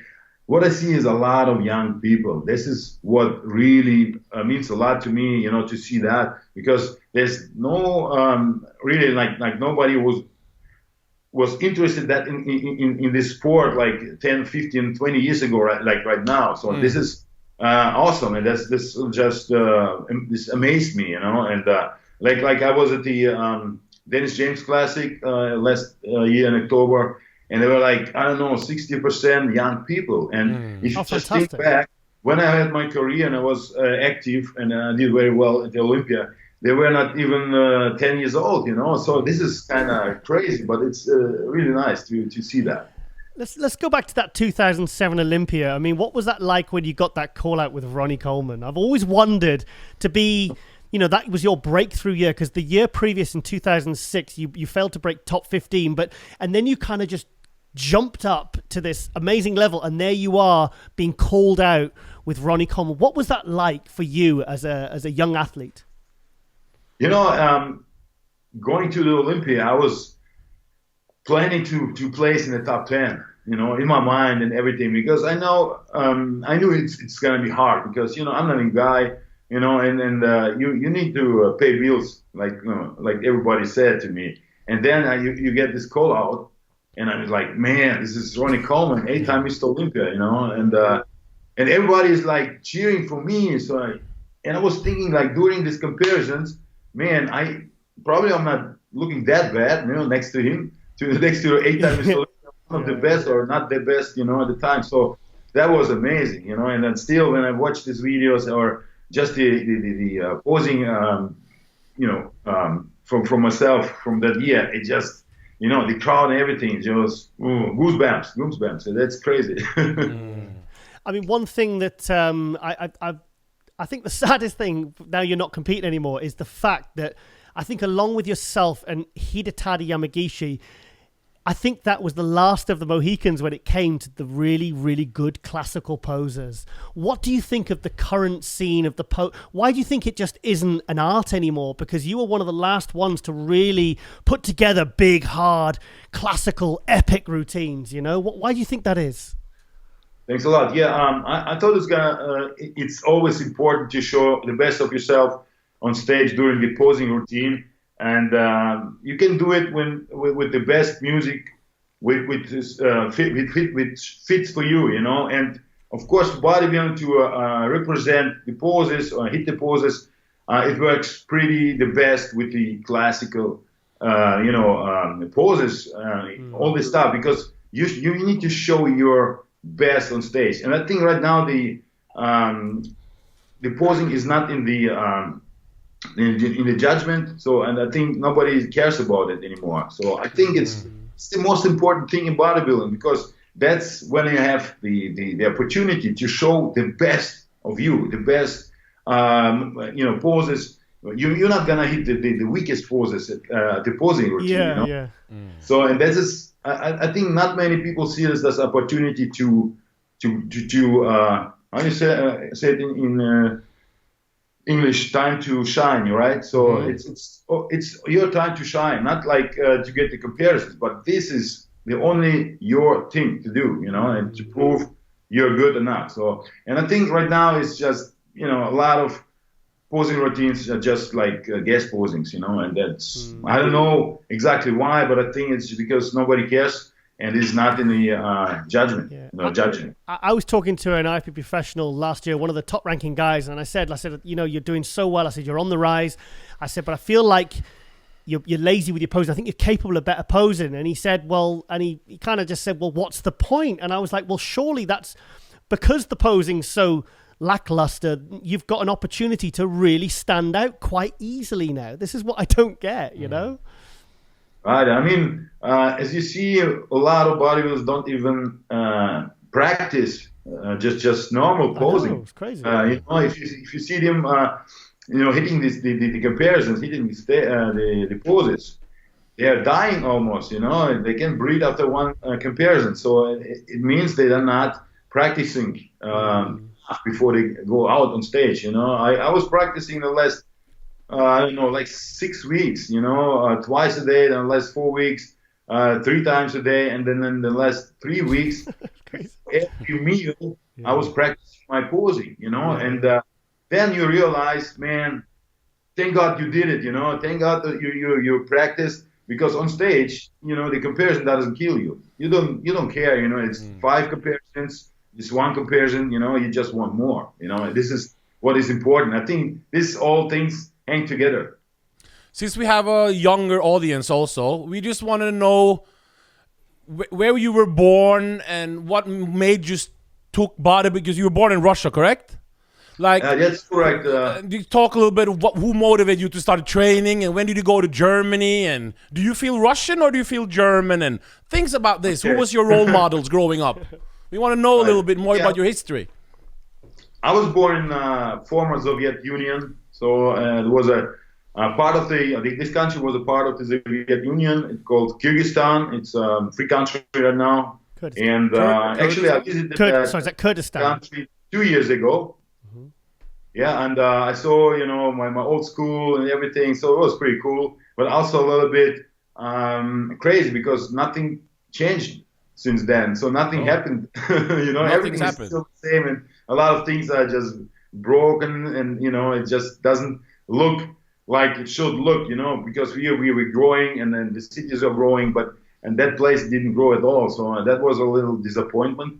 And with the age of 12, I came to Germany with my family because my mom is German, my dad is Russian, and since then I'm in Germany, and I start doing a lot of sports. I played basketball in Kyrgyzstan back then. You know, I was 8, 9, 10 years old, and then we moved to Russia for a couple of years before we get to move to Germany. Just, you know, it was safer at the time, you know, to get out of Russia instead of Kyrgyzstan. So that's why my parents decided to move from Russia to Germany. So and then I started doing, like I said, a lot of sports, but I loved every kind of sports. I did a lot of martial arts, but kind of it was not my thing, and then I decided to go to a gym with a friend. I was 19 years old, and my friend left me there, by myself after 3 weeks. So, and then I was asking, why you're not coming to the gym again? He's lazy, a lot of work. But hey, I was working in the same company, so I had the same work, to do. So and then it was kind of love for me, bodybuilding was everything, because I saw right away how my body was responding, how my body was changing, and that was kind of, I was in love with that. So it's unbelievable. That's quite a development, because I mean, you were stood on the Olympia stage at what, 26, 27 years old? So 27. So you started training at 19. That's quite a fast progression, really, isn't it? And okay. So you were 19, and then you started competing in Germany as a 19-year-old.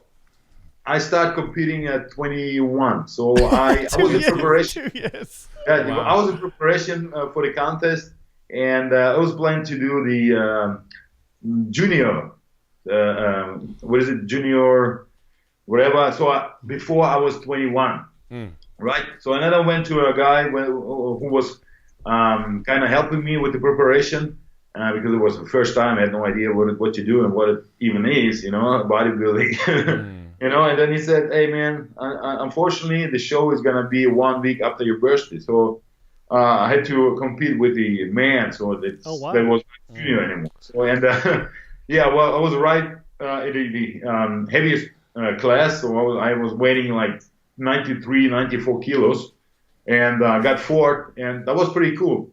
A year later, I was competing at also the heaviest division, also weighing 100 plus kilos. So, and then people didn't even recognize me. But after the comparison, they ran behind the stage or backstage and asked me who I am, and I was like, guys, I know you all from last year. Oh, really? Yeah, I didn't recognize him. Oh, I didn't recognize him. I made so much improvement that the people didn't recognize that I was the same guy, from last year. That's crazy. Wow. That was exciting, really.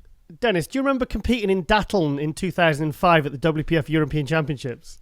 Yes. Yeah, I was in that contest. Oh, really? Yeah. The reason you said that is because you said you competed at 93 kilo. That's what I weighed in the heavyweights. And I believe you were in the super heavyweights.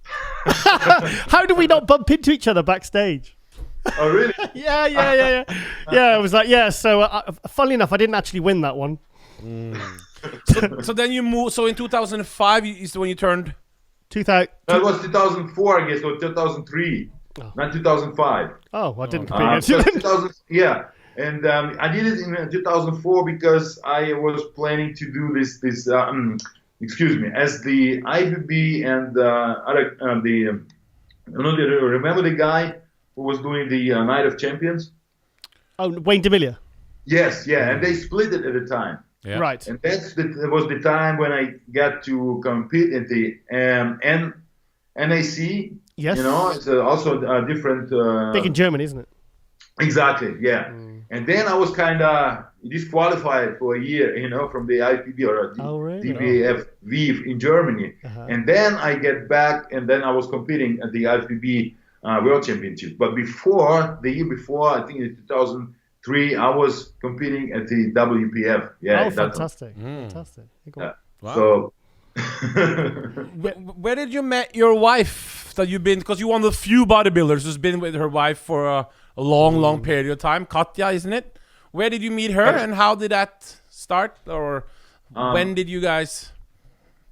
Actually, I met her in the gym, That's a funny thing, because I was working, so I was training like late nights, during the, like if you work until 5 and 6, then you get to the gym like 7, 8 p.m. and then you do your workout. So it's always late nights when I get home. And then I lost my job, and then I went to the gym in the morning. So, and I went with my wife. She was sitting there at the table, and then we started like texting because we had like some funny talk, and then she gave me the number, and then I went back home, and a couple hours later she sent me a text. So that was the start, and then I think 2 days later we met, and yeah, I think that was a good decision because I'm kind of the only one who The only still, one now. Yeah, he is. Yeah, yeah, he is. Yeah.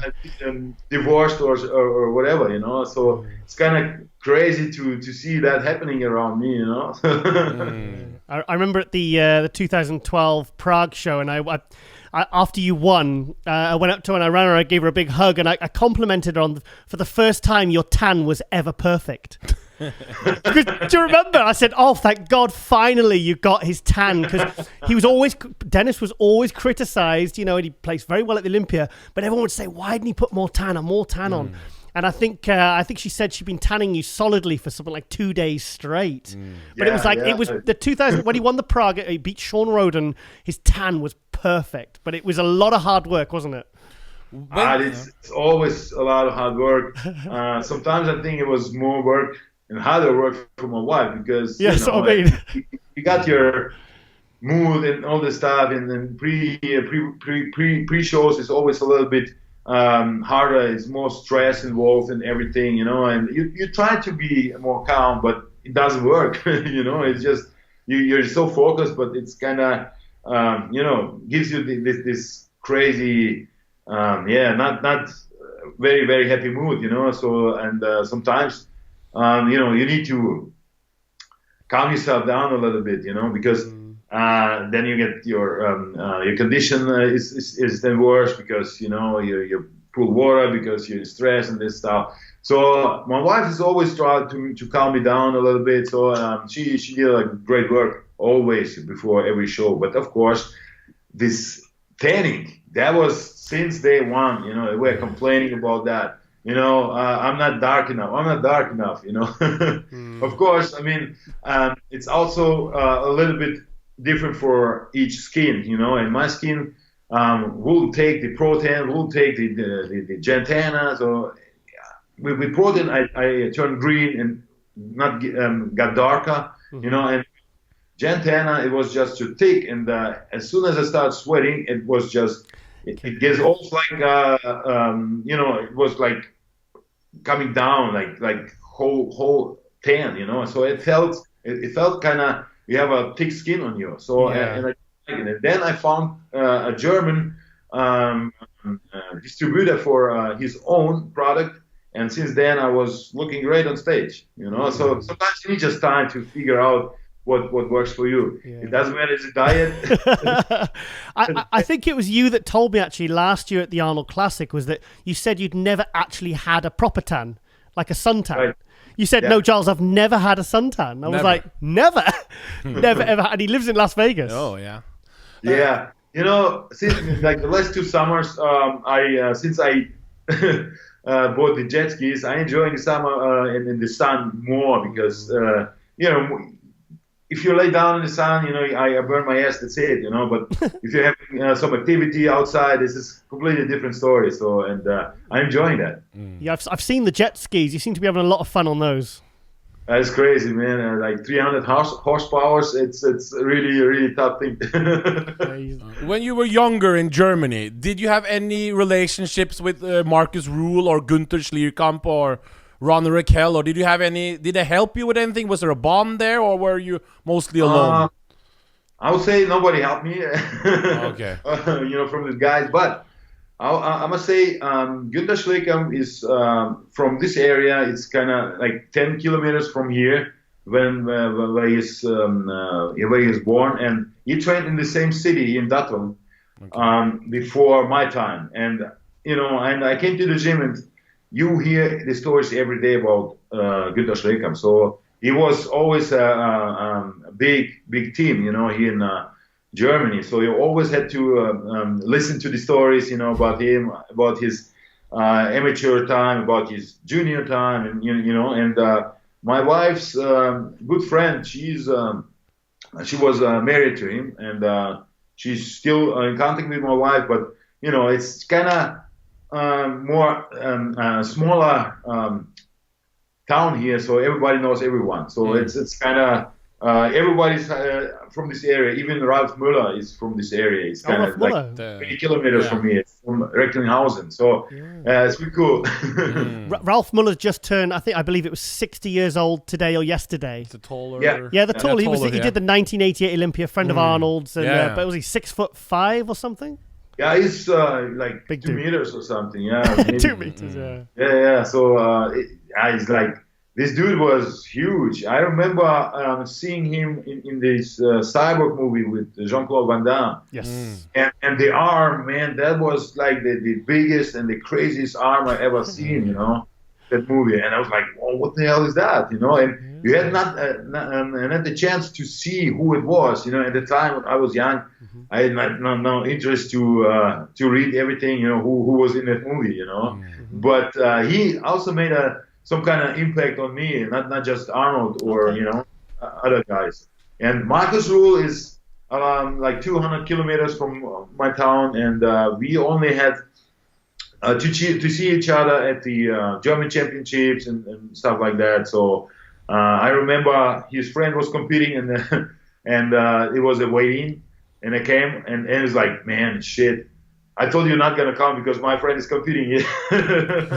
who would win, Dennis Wolf, Markus Ruhl, or Gunter Schlierkamp in their prime, in their peak? That's a good Who would question. win? Oh, man, I think three of us have special genetics. You know, Yes, all yes. of us Big look dudes. crazy different. You know, Gunter is a nice guy, sunny boy. You know, he always looks nice, you know, and always laughing, always smiling, you know, good genetics. Markus Ruhl is more like a beast, you know, the heavy and brutal, you know. I'm kind of have the board of it with some lines, some symmetry. Who would win? Come on. I've been lucky enough to see all three at their peak. You have. Yeah, so yeah. who would win? Well, I've seen Gunter. If you had 2002 Gunter, 2012/2013 Dennis, Markus Ruhl 2002. Oh, I don't know. I can't. Oh. 2005 Markus Ruhl or 2002 Night of Champions. Yeah, he was huge. Yeah, that was crazy. I always believe Markus probably wouldn't win because of the condition. I think Dennis would beat Gunter at his best, because Gunter at the 2002 Olympia, that was his peak. He was absolutely amazing, and he beat Ronnie at the Show of Strength a few weeks later. I don't want to just say it because he's here. I don't. But I think like 2000. When I'm visualizing 2013 Olympia, Arnold, Europe, and I'm thinking there's nothing much that would beat. He nearly beat Phil and nearly beat Kai. Before we go into that, what was your best? Yeah. What was your best look, Dennis? What's the best look for you of the best show ever for you? You can only choose one. It's a tough one.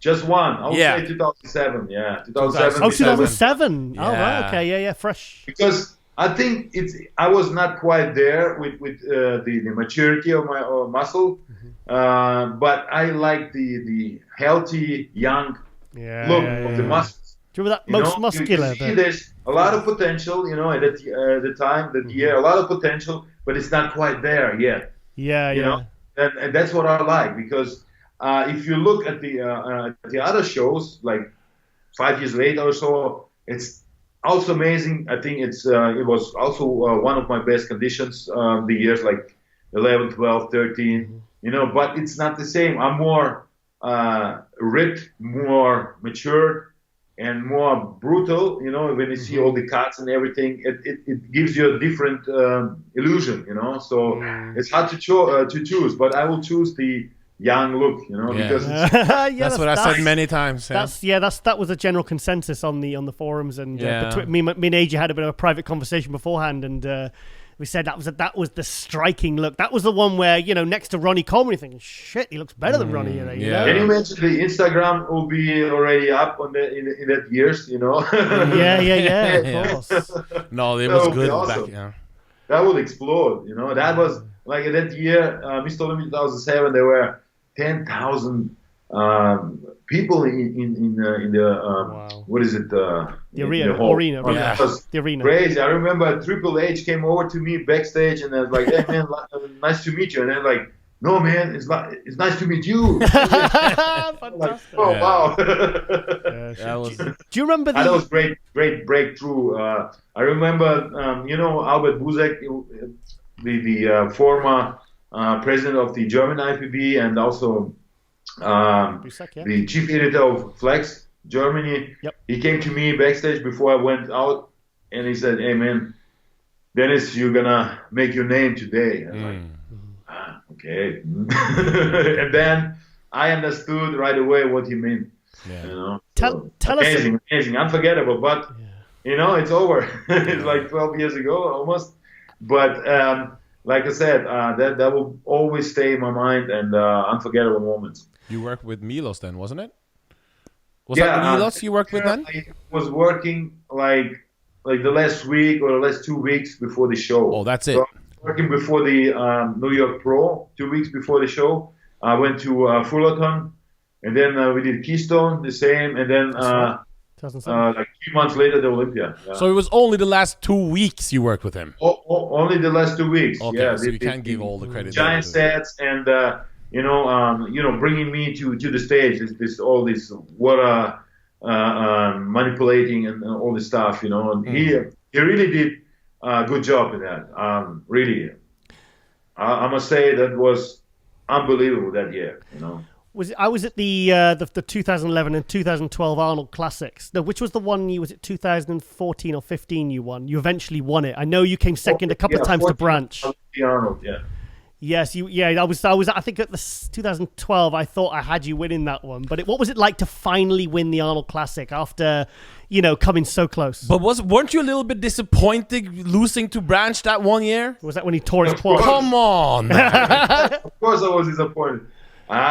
The disappointment held like for a week. I was not like people don't understand if you're disappointed. You're not disappointed or mad at the other athletes. If you're disappointed with you or why you're asking questions. You're asking yourself what didn't work out. Why you're lost by I don't know some points. Of course, I was disappointed, but it's. You get to let it go anyways, But I thought 2012 I was the winner, but yeah, 2011 I thought that's a good thing. You have not to decide. Judges had the job. I thought 2011. I thought it was a flip of a coin between him and Branch, but 2012 Branch came back with a torn quad. Yeah, and I think everyone just assumed Dennis was going to win it. Of course. And I was like, what? I remember even Branch even got the best poser award. Yeah, I actually pulled Branch on that. I said, Branch, really? It's like, how can you, best poser? I was sitting backstage and then I hear, okay, Branch got the most muscular award, got the best posing award. Saying, okay, man. But to Branch's credit, he did a great job coming back. And then he wins the show, and it's like, man, I got ripped totally off. He got everything.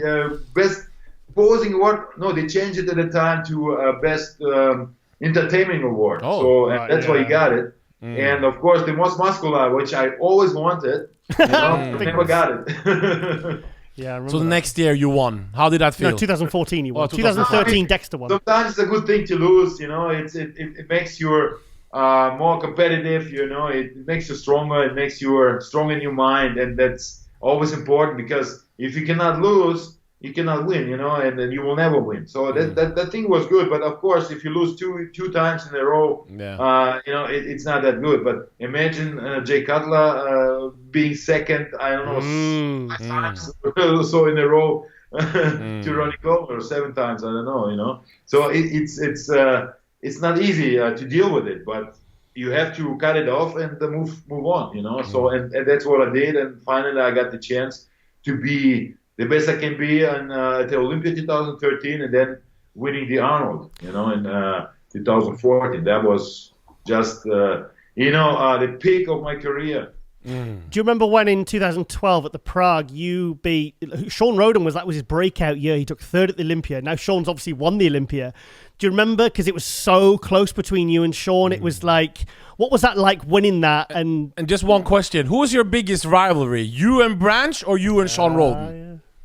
I mean, I would say, Shaun, because we had like nose to nose placings, you know. Sometimes he was third, I was fourth at the Olympia, then I was third, he was fourth, and then back he was third, I was then like sixth or something. And then also at the Arnold, also you know, I was first, he second, and then Arnold Europe the same, you know. Year by year, he was like first or he was second, you know. I would say he was the greatest rival at the time, because you know, we were always nose on nose at all shows we were competing since I think 12 or 11. Yeah. Except of course the two shows he didn't compete at like the Arnold, which I did with Branch. Yeah. Great matchup. Huh? Yeah. What was it like when you heard that Shaun? I don't think you were at the Olympia this year, were you? Last year? I was there at the prejudging, but in the finals I was sitting home and watching. Yeah. So what did you think when Shaun won the Olympia then? And did you agree with the decision? I enjoyed it. I kind of counted him out before, because he always looks like he don't bodybuild, you know, doesn't bodybuild, you know. So and when I saw that was amazing for me, and that was the right decision. You know, of course, I would say Phil has still the freakiest muscles and the roundness and everything. But unfortunately, the second year in a row, he couldn't control his midsection, and that was his problem. You know, it was not he didn't lose that because of his physique or something. He lost because that picture made everything. Yeah. Not looking good, you know, that picture, you know. I mean, if you look at the arms and everything, legs, it's crazy. Amazing. You know, the quality of the and the maturity of muscles, you know, this is crazy. But the picture was not nice, you know, with the stomach, with the extended, you know, that thing. And of course, I was happy for Flexotron. Yeah. You know, like I said, I mean, for him, there was probably.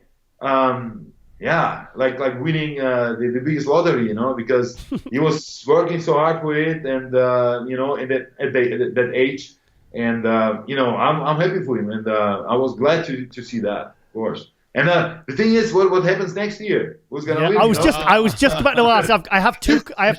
Dennis, I have two questions for you. Do you think Shaun Rhoden can win a second time? Or do you think Phil or Kai could come back and take the title? And one question. Three questions. Just one question. We're bombarding him now. Were you a little bit annoyed when it was Phil Heath and Kai Greene, when they got all the attention? Did it annoy you a little bit? Good question. And did you ever see Kai beating Phil? Or did you always agree that Phil was better than Kai? That's a lot of questions. Yeah, that's a good question. Well, I wasn't annoyed, but I was asking me why they're just, you know, what all this how you call it, this hype is always about this too. Yeah. Right. So I was always kind of in a mix, but I was not breaking through to these guys, you know. And I was always like behind, or like always fourth or third, you know, and then back on the fifth or sixth. And that's why I think they make it like this way, because they've always been like, you know, 3 years in a row top two, and that's what the fans you know, don't like, you know, at the time, because they were rooting for Kai, and you can hear it in the audience, you know, they were always rooting for Kai because he was kind of, you know, dark horse and everything before that. Underdog. Had a great repetition in the beginning of his career, and then he built up his name, and man, this is just amazing. And but I think I saw Kai beating him one time, beating Phil at the Olympia. It was which year was it? 11 or 12? You didn't say which year. You don't say. You know, but the thing is, with making this decision, does he beat him or he beat him? It's not easy to make, because you have your opinion anyways, and you have like your kind of what you like to see, you know. Like as a bodybuilder, you look completely different on the athletes, you know. They kind of always, it's not negative, but you always kind of, he's not that you know, dry. He's a little bit watery, you know. He's a little bit off. you always have a different opinion, and you judge the athletes different. But the judges are schooled on it. They have to make the decisions, by the rules, and then of course, if everything fits in, of course, it's the winner. But I think 1 year Kai really looked a lot more aesthetically than Phil, and that's the only 1 year I would say yes. I'll give it to him. Okay. Yeah. Which year was this? You don't remember, maybe? I don't remember. That was the year where Kai was really slim, and he was looking great. I think that was 2012. I think 12. Yes, I think 12. Yeah. So do you think Shaun can win a second Olympia? I think when he comes as same as he was, even better. Then yes. I mean, it's his structure, it's his lines which made him win the show. Yes. Compared to Phil. It just, the look was a lot better.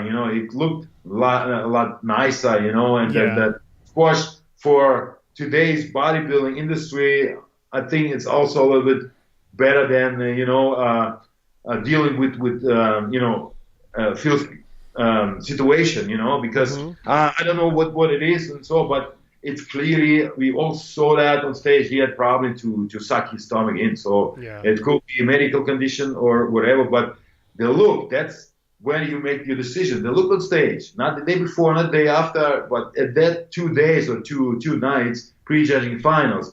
If you beat, doesn't matter, is it 8-time Mr. Olympia or 1-time Mr. Olympia or nobody. If you win the poses, you are the real champion, and that was pretty clear with Shaun Rhoden.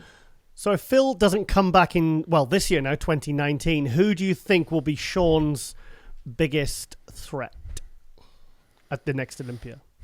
Hard to tell. Ruhl Winkler made a lot of improvements in the last 2 years. And, he was placing well at the Arnold. He won actually the Arnold in Australia. That's really good for him. Yep. And I think he could make it, but being Mr. Olympia, there must be no weak points, nothing. Everything must be fluently looking great, everything like that. And I think in the next athletes, they're all spectacular. Like Ruhl is like a beast. He looks crazy. His arms, all this is just crazy, But as Mr. Olympia, you have this. You have this look like like really hate. There was no comparison. Like Phil before his problems. And Dorian, all this stuff. But I don't think any of these guys can make it next year. I think we need to wait until the younger guys make some improvements or whatever. But I don't see it because structurally is shown a little better than everybody. So, and if Phil not competing, I don't know.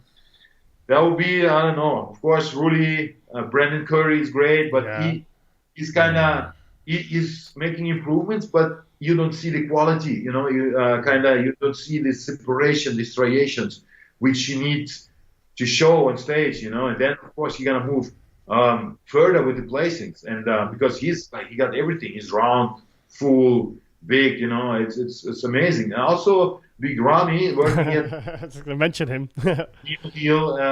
I'm really looking forward to the what happens, because Ramy was always big. Now I think Neil's gonna get him a little bit down with size and more quality wise, pushing to I think New York Pro is gonna compete, right? So looking to see that, and looking forward to see that, what improvements he can make in his quality and matureness, because also like Big Ramy is big, but that's what you miss to be Mr. Olympia. This small fine things, striation, separation, the quality of muscle, the maturity, and how deep are your legs, are they striated, all this stuff. It's hard to tell who's gonna be a big threat, but I think and I hope more than just one. More than one what, sorry? More than one threat. Oh, right, okay. So I see what you mean, yeah. So do you think Ramy needs to really, you talk in terms of quality, do you think Ramy needs to just come in a little bit lighter now? A little bit lighter and a little bit, detailed. More separated, you need these variations which you're not seeing on stage. That's the thing. I think it's probably training or whatever, or the preparation. I don't know, but I hope Neil and Ramy are gonna work out. Or the work or the collaboration gonna work out pretty good for both. Yeah. So I'm looking forward to it because Ramy needs a little change. If he doesn't change, he's not moving forward to Olympia. That's my opinion. I like Ramy very much because he's a really, really good guy. He's a really amazing guy, and we're friends. So, but it's not negative criticism. It's just my opinion, and it's probably what I will do when I was his place, probably. Ramy with your quad detail. With the crazy deep separations. The details. If you don't see the details, you can be the biggest guy on stage or the heaviest guy on stage. But that's the thing. You need to be the perfect guy on stage. Like in all aspects. Just before we ask any more serious questions, we have to get this one out. Are you ever on the Muscular development? Do you ever used to go on the boards there before when you were signed with MD? Did you? Yes. And we have to mention him before. Yeah, we go. We have a person there called Michael Edwards. Have you heard about him? Michael Edwards. Is it major or bodybuilding or something like that? No. So he's a forum member on MD. He's a Dennis Wolf fanatic. And he's written over 10,000 posts only about you. Oh, really? And one time he got arrested for fighting because of you. He fighted in your name. So I wonder if So I wonder if you can say something on camera for him because he'll be watching this. He's watching. He's like this. Can you say something to Michael Edwards before we go to some other questions? Hey, Michael, it's a pleasure, and I'm amazed to hear that. Hey, thank you so much for your support. It's just unbelievable, and I'm really honored, and thank you so much. It made my day, man. Thank you very much. Yeah, because he used to fight everybody. He was a Kai fan towards you. It was like, remember? He's insane. He was insane. But he has your back forever. That's for sure. Awesome, man. Definitely. It means a lot to me. Thank you very much, and thank you for your support. And keep fighting for me. The classic division, right? The classic division. Any thoughts on that? How do you like it? Do you think it takes away from the open class? Do you love? What do you recommend new bodybuilders to try that class and build up? How is your thoughts around the classic division? I think the class is amazing. I think if you decide to come back from bodybuilding and going to this division, I think it's not always a good decision because I think it's more for young people who have the genetics and the lines, and then you have to look like this. You cannot compete at the show because you are all bodybuilder and drop 20 pounds or 40 pounds of muscles just to fit in this class, And I think it's just amazing how many people and athletes are coming out now and doing the shows and competing. A lot of potential guys, a lot of guys with potential to be, to make a huge name. I'm also working with one right now. He's also just 30 years old and just competing for the second year as a professional. And I think it's the future. What is his name? What's his name? But I don't think they're gonna, take it from bodybuilding or the open bodybuilding because it's still a different level. You need long to reach the level. Yeah, of course. What is his name you're working with so people can? It's Kirill Kudarev. Oh, that was from easy. Ukraine. Okay. I'll announce it on. So just watch my Instagram. I'll announce it today or tomorrow. Yeah, okay. The collaboration with him. So and I hope you guys give a thumb up on his Instagram. Yes, we will. We will. So let's talk about. Obviously, I spoke to you last year at the Arnold Classic about your neck, and you were saying you're still having some tingling problems. How is that now? Now you've obviously you downsized a little bit and retired. So how is that going? Yeah, it's a lot better than last year. So I'm moving forward year by year. And still any discomfort? I have no issues at all. Right. Honestly, I have no issues at all. Just it's kind of I dropped so much weight just to get healthy, check everything, and just to see where I am. What can I do? Should I go back to lifting heavy weights again and putting more size on me? That's where I am right now. And I mean. The neck is good. I'm doing a lot of physiotherapy still. I have a good guy here. Also, his own just opened his his business. As a physiotherapist, he is coming every 2 weeks doing this stuff with me. And just what you have when you drop a lot of weight, automatically you have some issues with your back and this and that because all these muscles used to hold everything together, and feeling was different. How you sit, how you walk was everything different. So it was kind of always, exactly. So now it feels everything different. So I have a couple issues, after walking, for an hour when I go out with the dogs for an hour, then I have some back pains, But then I realized because of loss of the muscles, it's kind of not stable anymore. So I decided to do a lot more exercises for that to improve that. So and then the pain went. And then things like this. I'm just doing more different types of sports. I do a lot of cardio. I do a lot of function training. Just to be a more or have my body work more than in the past. As a bodybuilder, I used to do always the same movements, always the same, nothing different. If you do some cardio, some functional training, everything start hurting you, and that's the thing. That's why I started doing this, just to put my body in this kind of different, situation, just to feel something different and get used to something different than just lifting weights. So when did you decide to retire, and have you 100% retired? I have not decided to retire. Really? Oh, whoa! Stop the presses! So this is not. So you haven't. You're not retired then. Whoa! Play an alarm, please. So you're not retired. No, I'm looking like I'm retired because I'm pretty light. I'm kind of 100 kilos. It's pretty light, so I need another 20 kilos to get back. Wow. And the thing is, I'm working on a opening of a gym here in Germany. And that's the main focus right now.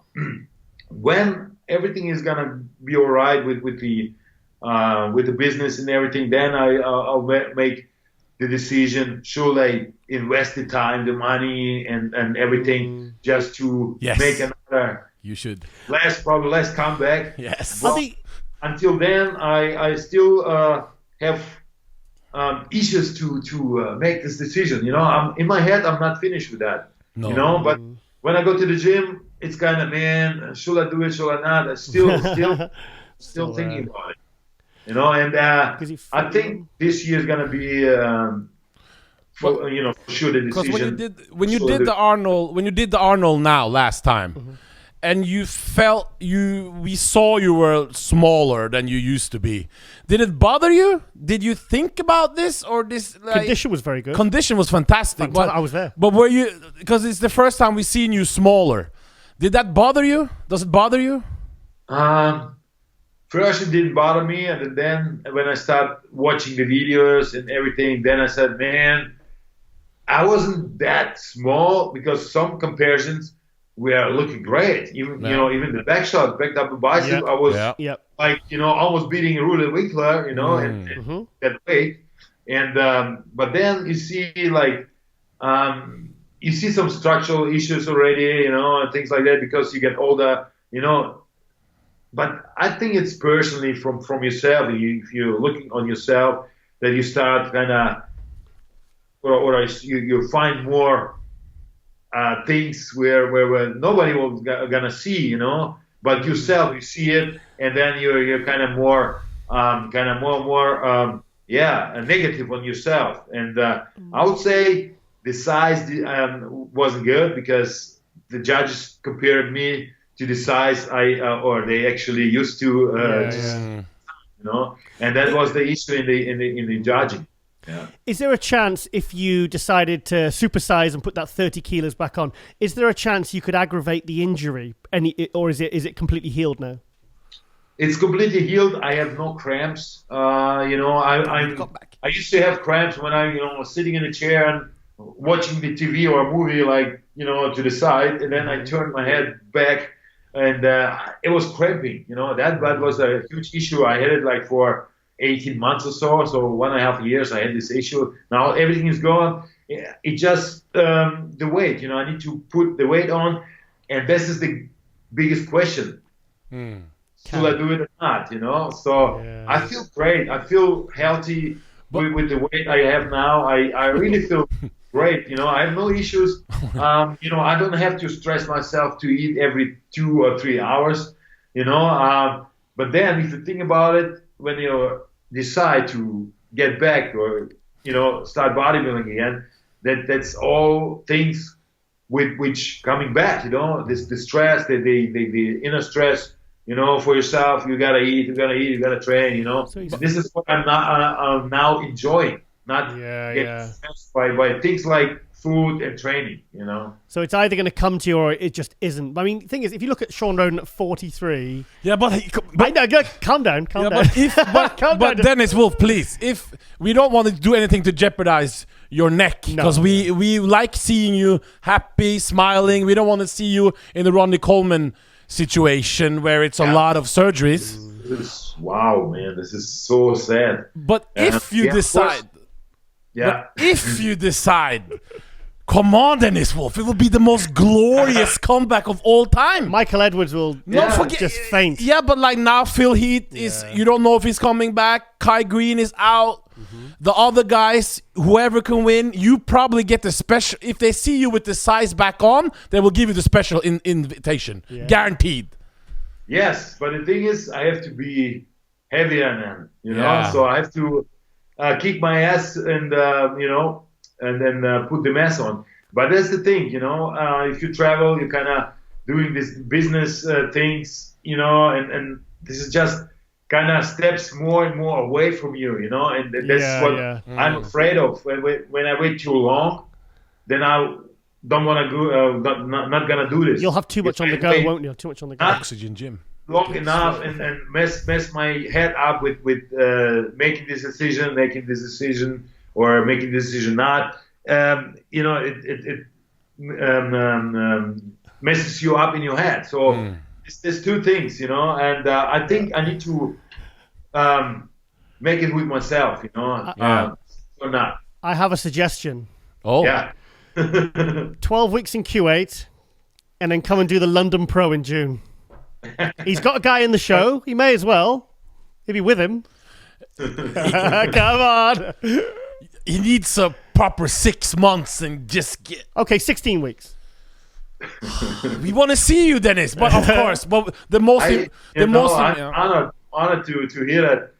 You know, the thing is, when I start, then I start. But before I start, you know, that's the thing you have to deal with. You know, if you're not 100% ready, either this way or this way, you should do this. You know, so and that's the moment where I'm at right now. You know, kind of.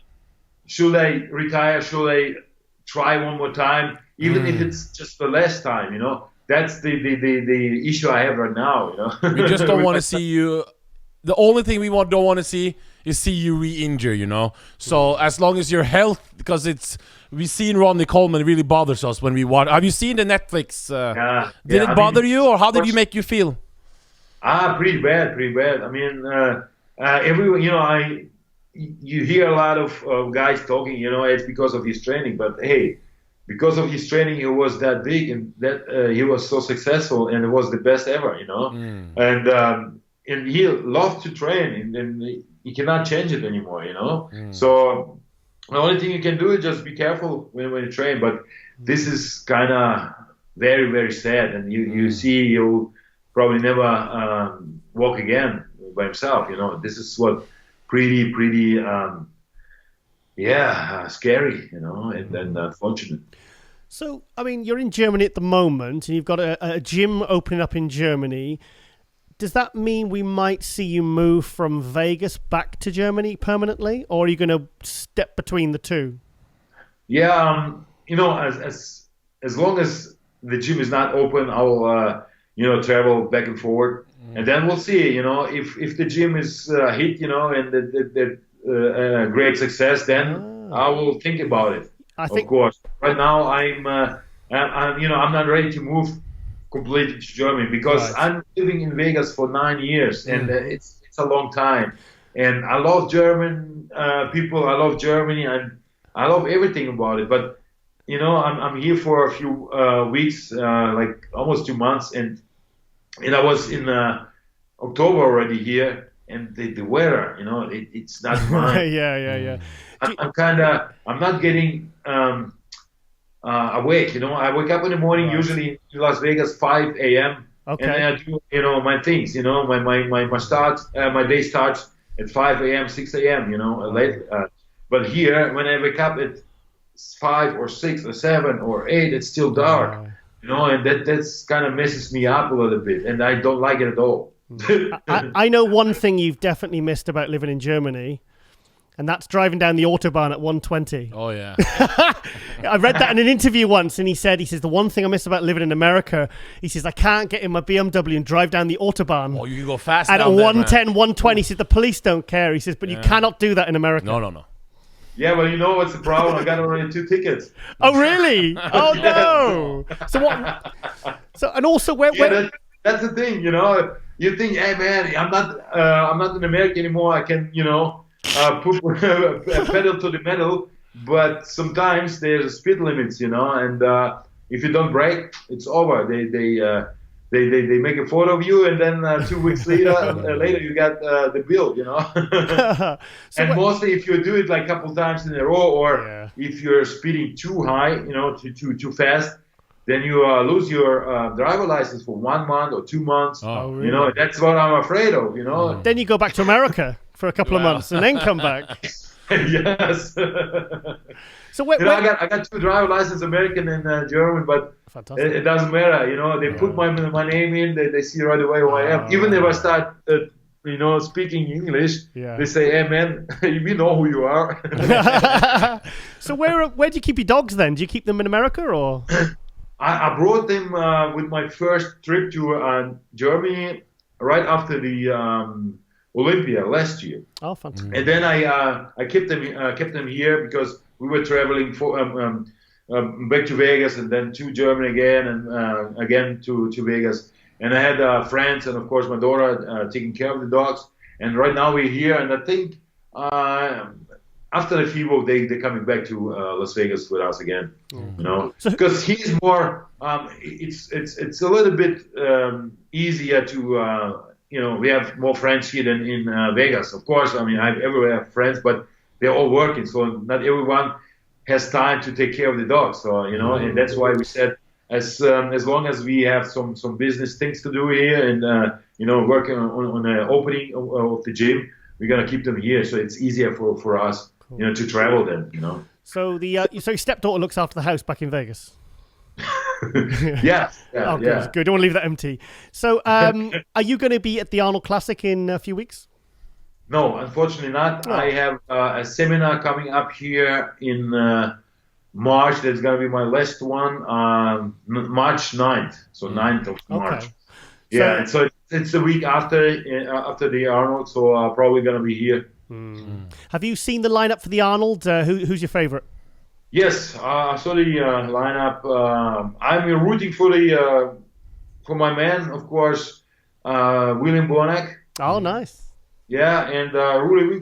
So that's my two guys. Okay. I'm always rooting for William Bonac, is one of my good friends. Always great time when we see each other. And that's what I forgot, about him, to say that he could be a great threat at the Olympia to Shaun Rhoden, but unfortunately he cannot improve that much anymore because of his his height, Yeah. Man, this is like this really bothers me, The guy who, this guy is most complete bodybuilder for me. He is, yeah. Right now, really, like if you look at Sean Ray and stuff like that, or people like that, they all had this, like William Bonac. All his muscle parts are extremely built, it's like really there's nothing to improve, Like just in condition wise, it can be harder or smoother, but that's it. Would you like to finish off with a couple of questions? Because I think we're coming up to the end soon. So you're not retired. You haven't made. No. I just want to say it's been a pleasure talking to you. Even if you come back or not, you're gonna still be top 5 European of all time. Mm-hmm.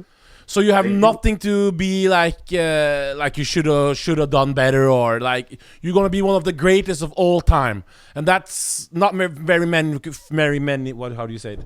Not a lot of men who can say that. Mm-hmm. So you should be real proud about your career. One thing, is there something we don't know about Dennis Wolf that you want to tell the American? Is there something we don't know about Dennis Wolf that you never told anyone before? I don't know. Maybe I'm crazy. No. No, we have to do the... You're a bodybuilder, you have to be. We have to do the Wolf. Most bodybuilders are a little bit crazy because the pressure you put on yourself and the torture, all with these meals and then training, you must be a little bit weird at least, Mm-hmm. But I'm honored to hear that, and I appreciate it. And thank you so much for the support and your words. Mm. Usually, there's nothing to say about more to say about me. If the people, fans, friends watching or following my Instagram, probably they see more right now or in the last few months than they used to see when I was active and competing. So, and I get a lot of emails and messages, from my stories. The people like that. They kind of get to learn more about me, who I am, and I never used to talk a lot. I just did my thing. I just worked it out and did my thing. And then even when you travel, you know how it is, Jill. If you travel and do the expos, I don't know how many times a year, you just try to stay home and relax more before the crazy shit is starting again. The competing and traveling. So it kind of, the whole career was, more spending time on preparation, training, and being there for the fans at the expos and doing some guest appearances, seminars. Right now I'm just enjoying life a little bit. Of course, I have my plans, business plans, and I met a lot of great, successful people here in Germany. And make some good friends also, and I'm looking forward to everything what's coming next for me and my family, and I'm really proud, and I would just like to thank all my friends for the support, and my wife and my daughter for that amazing, just being, having my back. This is just what a man needs in hard times and good times, doesn't matter, and I'm very proud of it and thankful. And if you don't compete again, maybe you could start racing jet skis. No. Jet ski champion. Maybe I'm at that weight level at the time, then I can race it, because I think they weigh like 70 kilos or something. Oh, no. 400 brake horsepower. With 70 kilos, I will look like, I don't know, man.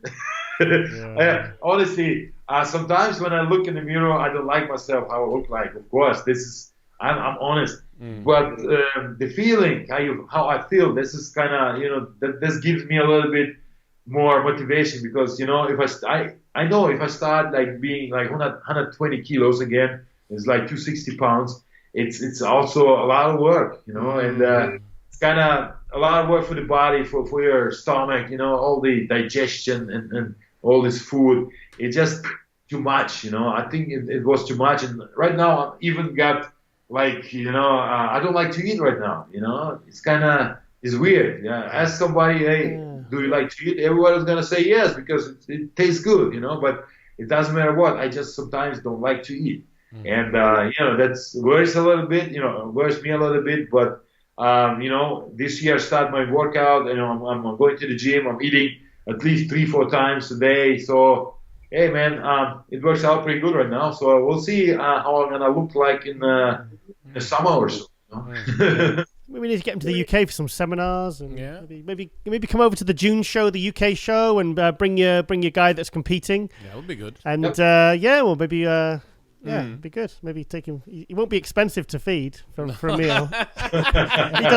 He doesn't eat a lot. We'll take him to Nando's or something. Not anymore. Yeah. Not when he was a bodybuilder. No thanks. Okay, Dennis. Well, I really appreciate you taking the time for this. And guys, we got to do the. And we got the. Chris, you got to do it. Oh, awesome! Do you want to show? That's an old one. So. Damn. Yeah. And we gotta do it all three for Dennis. 1, 2, 3. Ow! So that was for you, man. Thank you for coming on. Guys, DJ, Gilles, thank you so much for bringing me up to the show and on your show. And that was amazing and funny talk. Thank you guys for support. And keep it up. Thank you. Amazing podcast. And I will follow the next podcast and. Support you guys. Thank you, Dennis. Thank you so much. Thank you. Goodbye. Bye-bye. Boom! Oh, hang on. Let me just minimize this. I always forget this. There we go. So that was a great one, huh? That was fantastic. Yeah, but I knew he would be. I've interviewed him Chris? 3-4 times. Very good. There and all the new information for the people at home. All the new information. He's not retired, and all these things. And this is great interview. Hang on. I'm just looking into my crystal ball. 2020 Olympia. You're gonna have Kai Greene come back. Hang on. I'm seeing. I'm getting a vision. Yeah. Kai Greene. Yeah. Dennis Wolf's there. Oh. Phil Heath's there. Shaun Rhoden's there. Flex Lewis is there. Rolly Winkler is there. Rolly's there. Oh, Flex Lewis is there also. Yeah. Oh. Everybody's there. Yeah, they're all back. And that's Sisu. No, Sibu. Can't say it now. No. Sibu Sisu Katela. There's a guy. There's another Shaun Rhoden in the making. But anyway, back to Dennis. We got to wrap it up the time. Yes. Fantastic interview. Fantastic. I love Dennis. He's like I said, he's always been. There's no air of stardom about him. He's just so down to earth, and his wife's lovely. And I remember actually at the Prague show afterwards, and I was buying him Red because I said, "Do you want? I'll buy you a drink because you've won the show. Fantastic!" And I got him some Red Bull, and we were all getting drunk. And I was on vodka and Red Bull, but it was such a great time. So good memories. Give us a shout out. Is there somebody on your? I'll prepare for the next episode. This has been a good episode. Give a shout out to Marius Pikachu, who's doing the Bros for Pros in March in the Classic. Pikachu is called Marius Pikachu. It's Pokemon. Who knows, bro? He's going for it. Good luck to Pokemon for doing the contest. Fantastic interview. Thanks, Dennis, for being on. Thank you, Dennis. Okay. Fantastic. Well, Pump Media. That wraps it up with Pump Media with my co-host AJ. MD. For episode 7 of MD Global Muscle Radio. High Tech. I'm hungry, and we are out. MD Global Muscle Radio was brought to you by High Tech Pharmaceuticals, produced by Chris Clark and Pump Media, directed by Giles Thomas. This has been a production of Advanced Research Media.